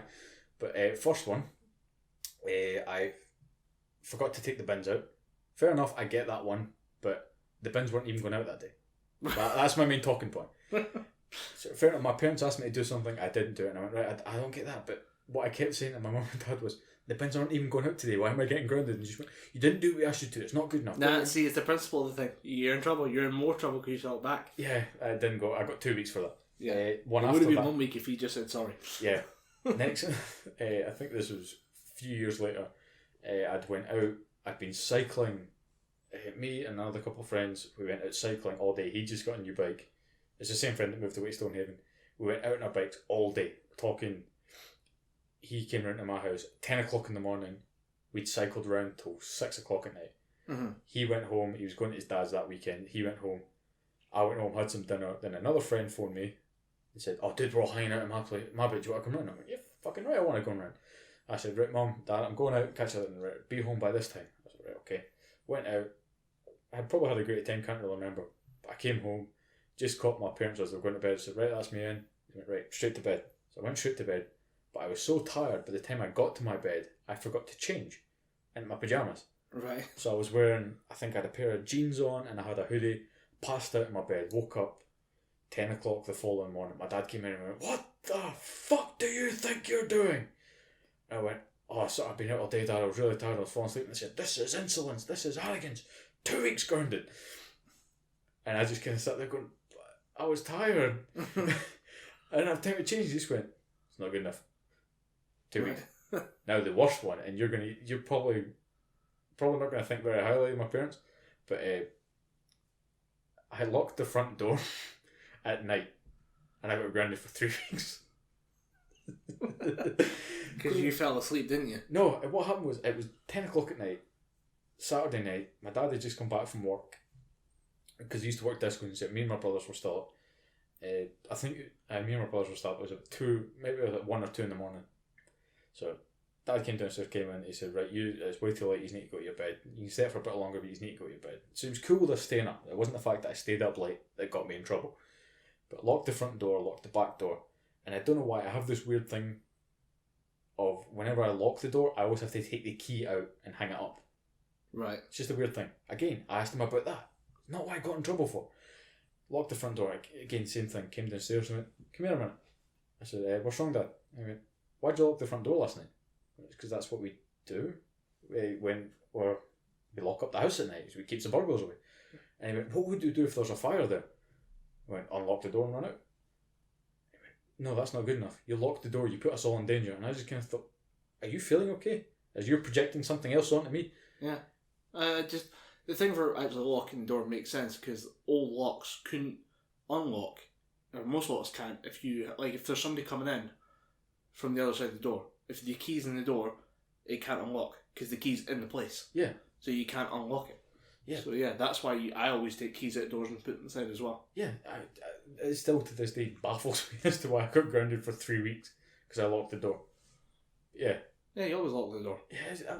See, it's just common practice. It's common practice, Dad. But yeah, it just... Feels like you had an axe to grind there. A little bit, yeah, a little bit. A little bit. It's because I just kind of thought, right, five-year-old niece, she's turning 6 on October 13th, which might be a Friday, which terrifies the shit out of me. Okay. She get grounded 3 days because she broke a plate. Kids act shitty, sometimes she gets grounded. I lock the front door, I keep my family safe, I get grounded for 3 fucking weeks. I guess 50 days for a plate, unless it's a special plate, you'd get 50. No, it was just a plain plate. I get what they were trying to teach her. It's just that you do something wrong, you break something, there's a consequence to that. Yeah. there's a moment there. There's a teaching moment that my brother and his wife, they used at a point. Since then, my niece has been great. This was a couple of weeks ago. Since then, she's been really helpful. You don't need to ask her to do anything twice. She just does it. She's a bit scared of washing the plates, but other than that, she's fine. I know. She's just shaking vigorously. Breaks more plates that way because she's too terrified of dropping them. But yeah, there's a teaching moment there. To this day, I've still learned nothing from getting grounded for 3 weeks because I locked the door. That's a weird one. Yeah, it's pretty weird. What else did we have? I did have one more story that I wanted to talk about. Oh yeah, your weird customer. Yeah, the weird moment at which point a celebrity just doesn't give a fuck anymore. Oh right, no, this one, yeah.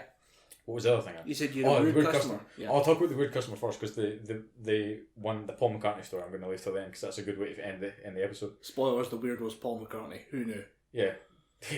of all the members of the Beatles, probably one of the greatest bands on the planet of all time, Paul McCartney was the fucking weird one.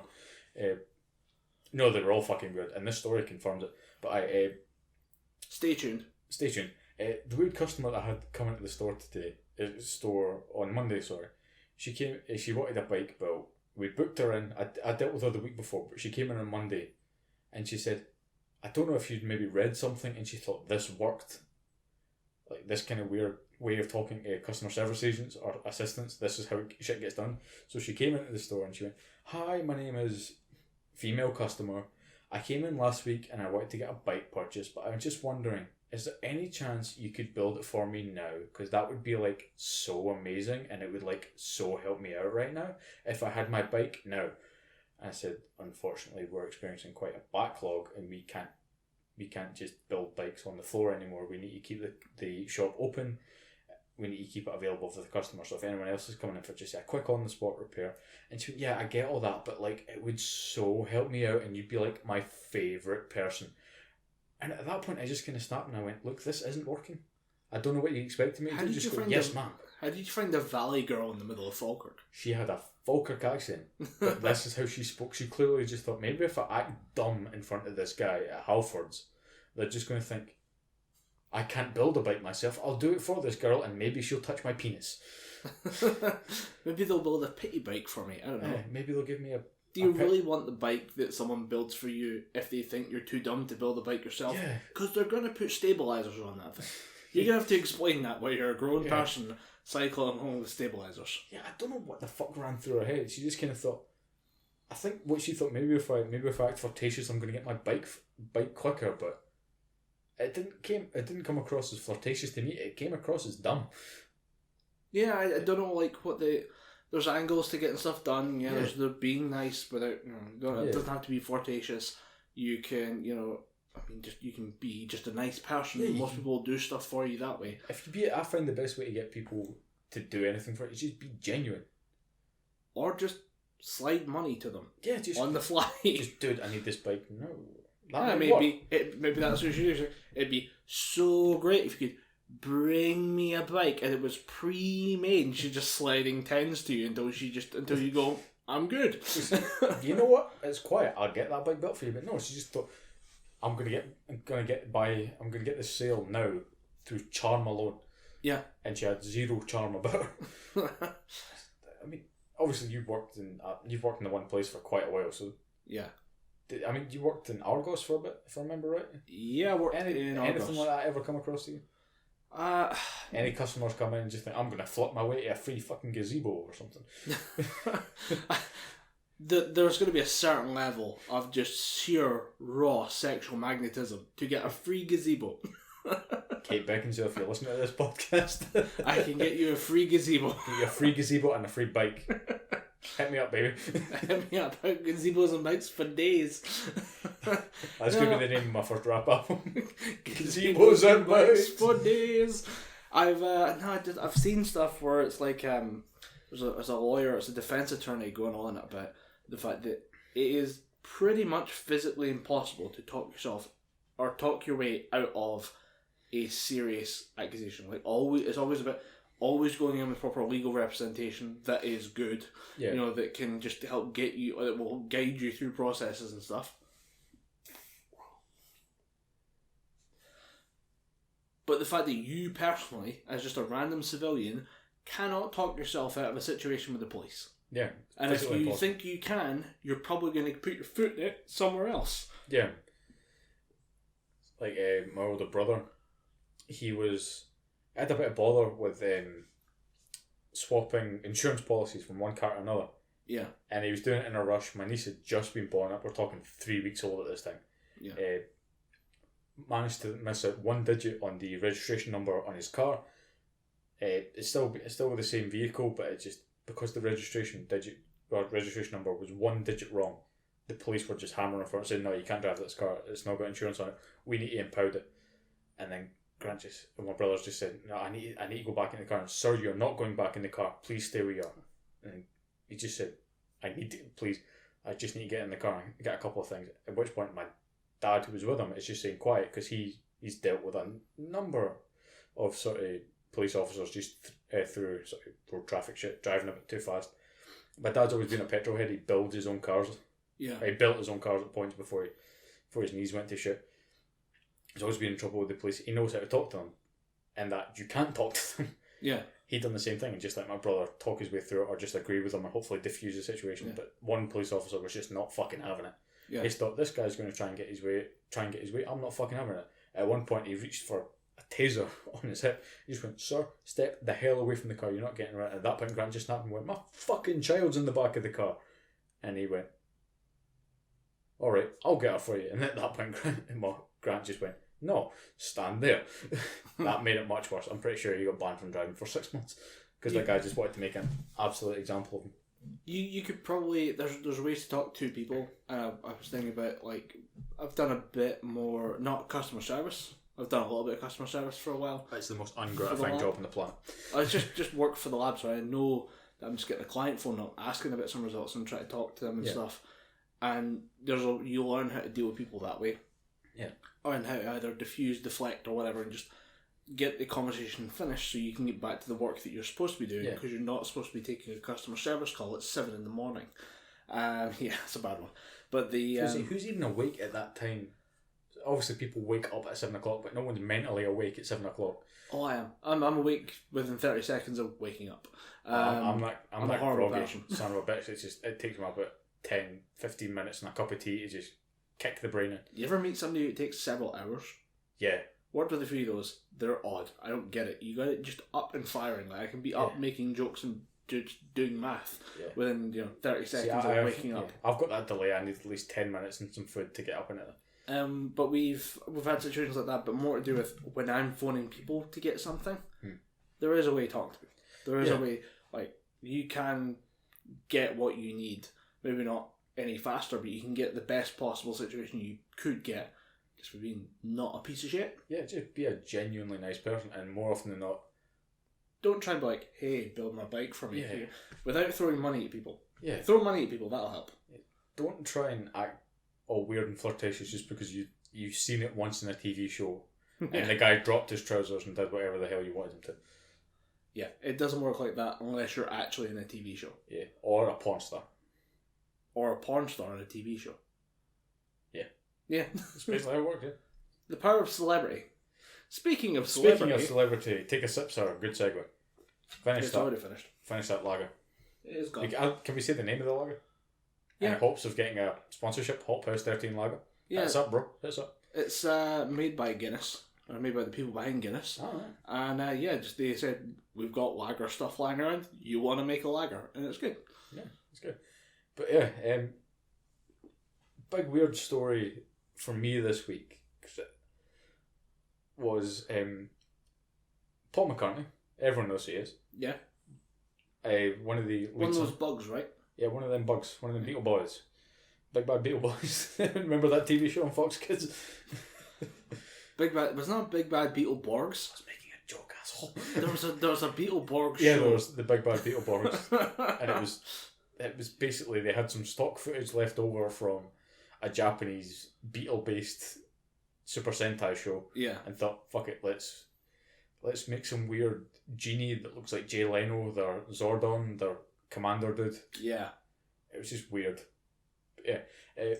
Like I said, Paul McCartney, member one of the biggest bands on the planet, if not the biggest band on the planet back in sort of 70s, 80s. He done an interview with GQ. I don't know exactly what GQ is. It's a men's style magazine. Right.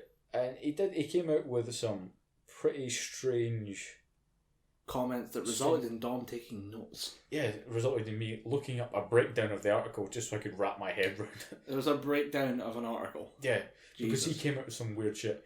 And it made you think that he's just done. Right? He just wants to make music. He's done with celebrity. He just wants to play his music. Obviously, the first shocking one was he'd never thought that he was going to become a singer-songwriter, but no one that is a singer-songwriter would envision themselves as a singer-songwriter, in my mind. Unless you really think, right, this is going to be for me. People that just play in a band think, oh, I'm never going to be lead singer-songwriter in a massive band. If you went out with a career, you could aim for a career with singer-songwriter, but if you join a band and are just like, what was he, rhythm guitar? He might be lead guitar.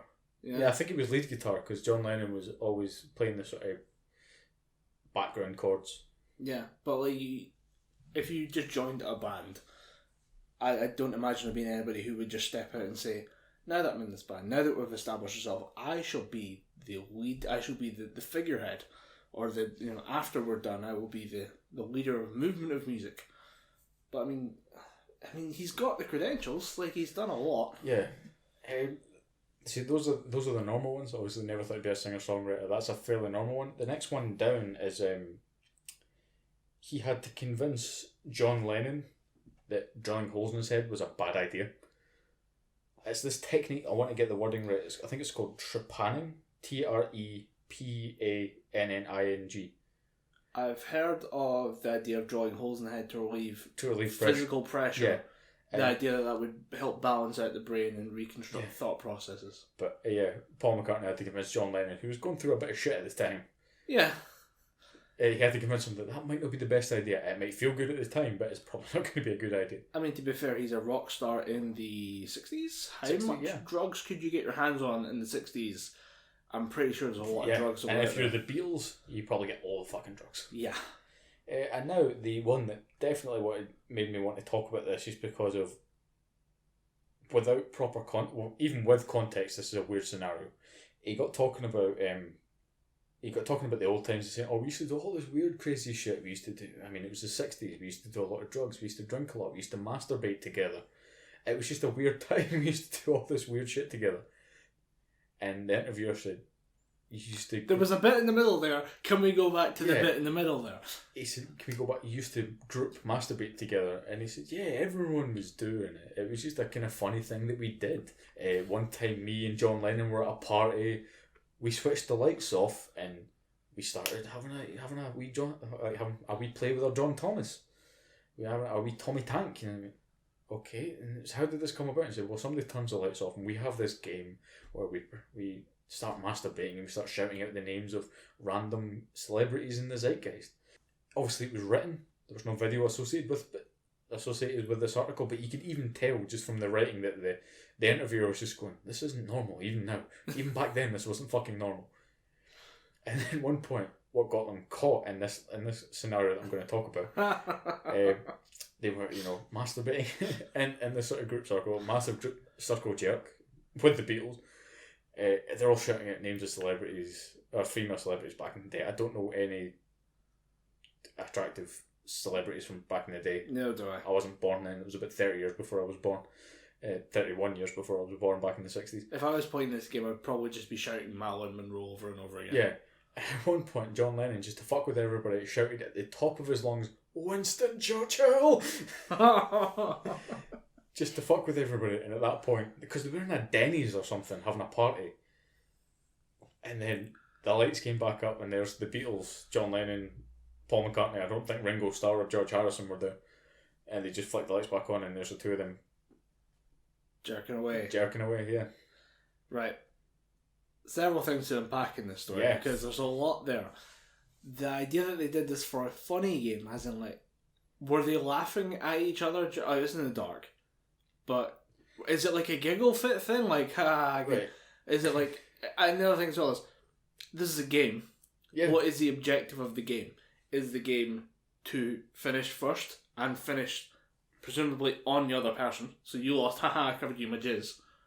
which I guess is kind of funny, or is the objective to last the longest? I'm guessing they didn't clarify. They never clarified. I'm guessing this interview just kind of ran away as fast as possible as they could. Yeah, they just kind of... I think as soon as Sir Paul McCartney... Knighted by Her Majesty. Knighted by Her Majesty the Long Queen. may she reign. She's... long may she reign, yeah, it'll be another 5 minutes. Okay, but long may she reign. How long may that last? But yeah, Sir Paul McCartney... He probably said this point in the interview. I just went, so next album, how's that going to go? I can guarantee that was something. But just to finish this point off. But also, caught in a Denny's. Like, that's a burger place. Yeah.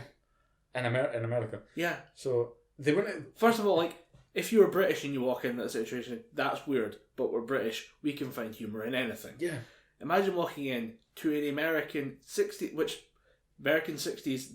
they hated the Beatles because they were this new wave of European sex symbols coming over to ruin their good old-fashioned Christian America that beat the Nazis. Yeah. You can't talk your way out of that one. You can't talk but I guarantee you cannot talk your way out of that Denny's without somebody taking a baseball bat to the back of your knees. Yeah. But yeah, you had a point that finishes this article. Somehow finishes off, there were jerk-off sessions with the Beatles. Right, this is... in burger joints. Do you want fries with that? This is a genuine quote from This is from the article itself. It said, going into further detail, McCartney said that the 5 boys encouraged each other to shout out various names of celebrities during the session. So we would just shout Bridget Bardot and woo, and then everyone would thrash about a bit. He said, I think then John, I think it was John that sort of said Winston Churchill. And then McCartney concluded the raunchy tale by writing it off as nothing more than good, harmless fun. Except for the person who's got to mop up the fucking Denny's. Yeah. There's a lot of jizz everywhere. What happened here? Oh, the Beatles were in town. Yeah. That doesn't explain shit. There's 4 of those dudes. I mean, did anyone think, I'm going to take this and clone me some liver puddings? There's got to be some, thirsty Beatles fans from back in the day just going, I'm going to grow me a John, grow me a Ringo, going to grow me a... I just don't know why... I mean, I'm just more curious about the rules of the game. I need to know. I want to know which one of the Beatles raised up the points.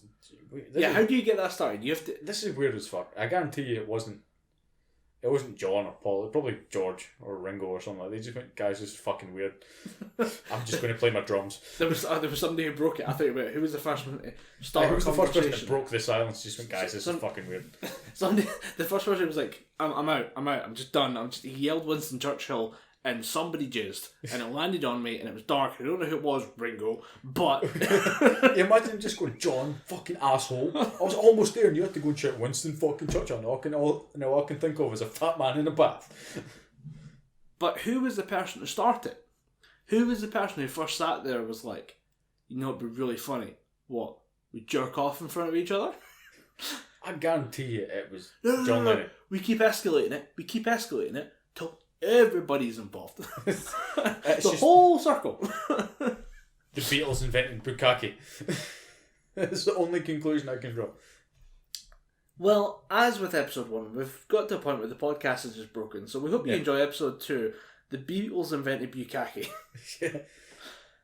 See you next time. If you feel like getting in touch with us for whatever reason, you're not a police officer, please at us on Twitter using @gibberpish, or if you want to email us, gibberpishpodcast@gmail.com, and we will get back to you as soon as possible, or we may read your feedback out on the airwaves. Yeah. I think that's us done. You've been listening to Colin Graham, and I don't know who I am anymore because that story just killed all sense of self. I need to figure out why they did this. It's not my sole purpose in life. He used to be Dom Anderson. Now he's a curious soul on a voyage of what I hope is not self-discovery. No, you have my permission to stab me in the fucking temple if I just start going, hey dude, my turn! Start jacking it off vigorously in the middle of a fucking McDonald's or a Burger King or something. Guys, I got a new game for you. Hey, Colin, Susan Boyle, keep it going. Well, while we develop the new rules of this game we're going to start playing, because I need to know the rules. The rules are so important to these games. We've been talking gibberpish. Yep. Goodbye. End the shit.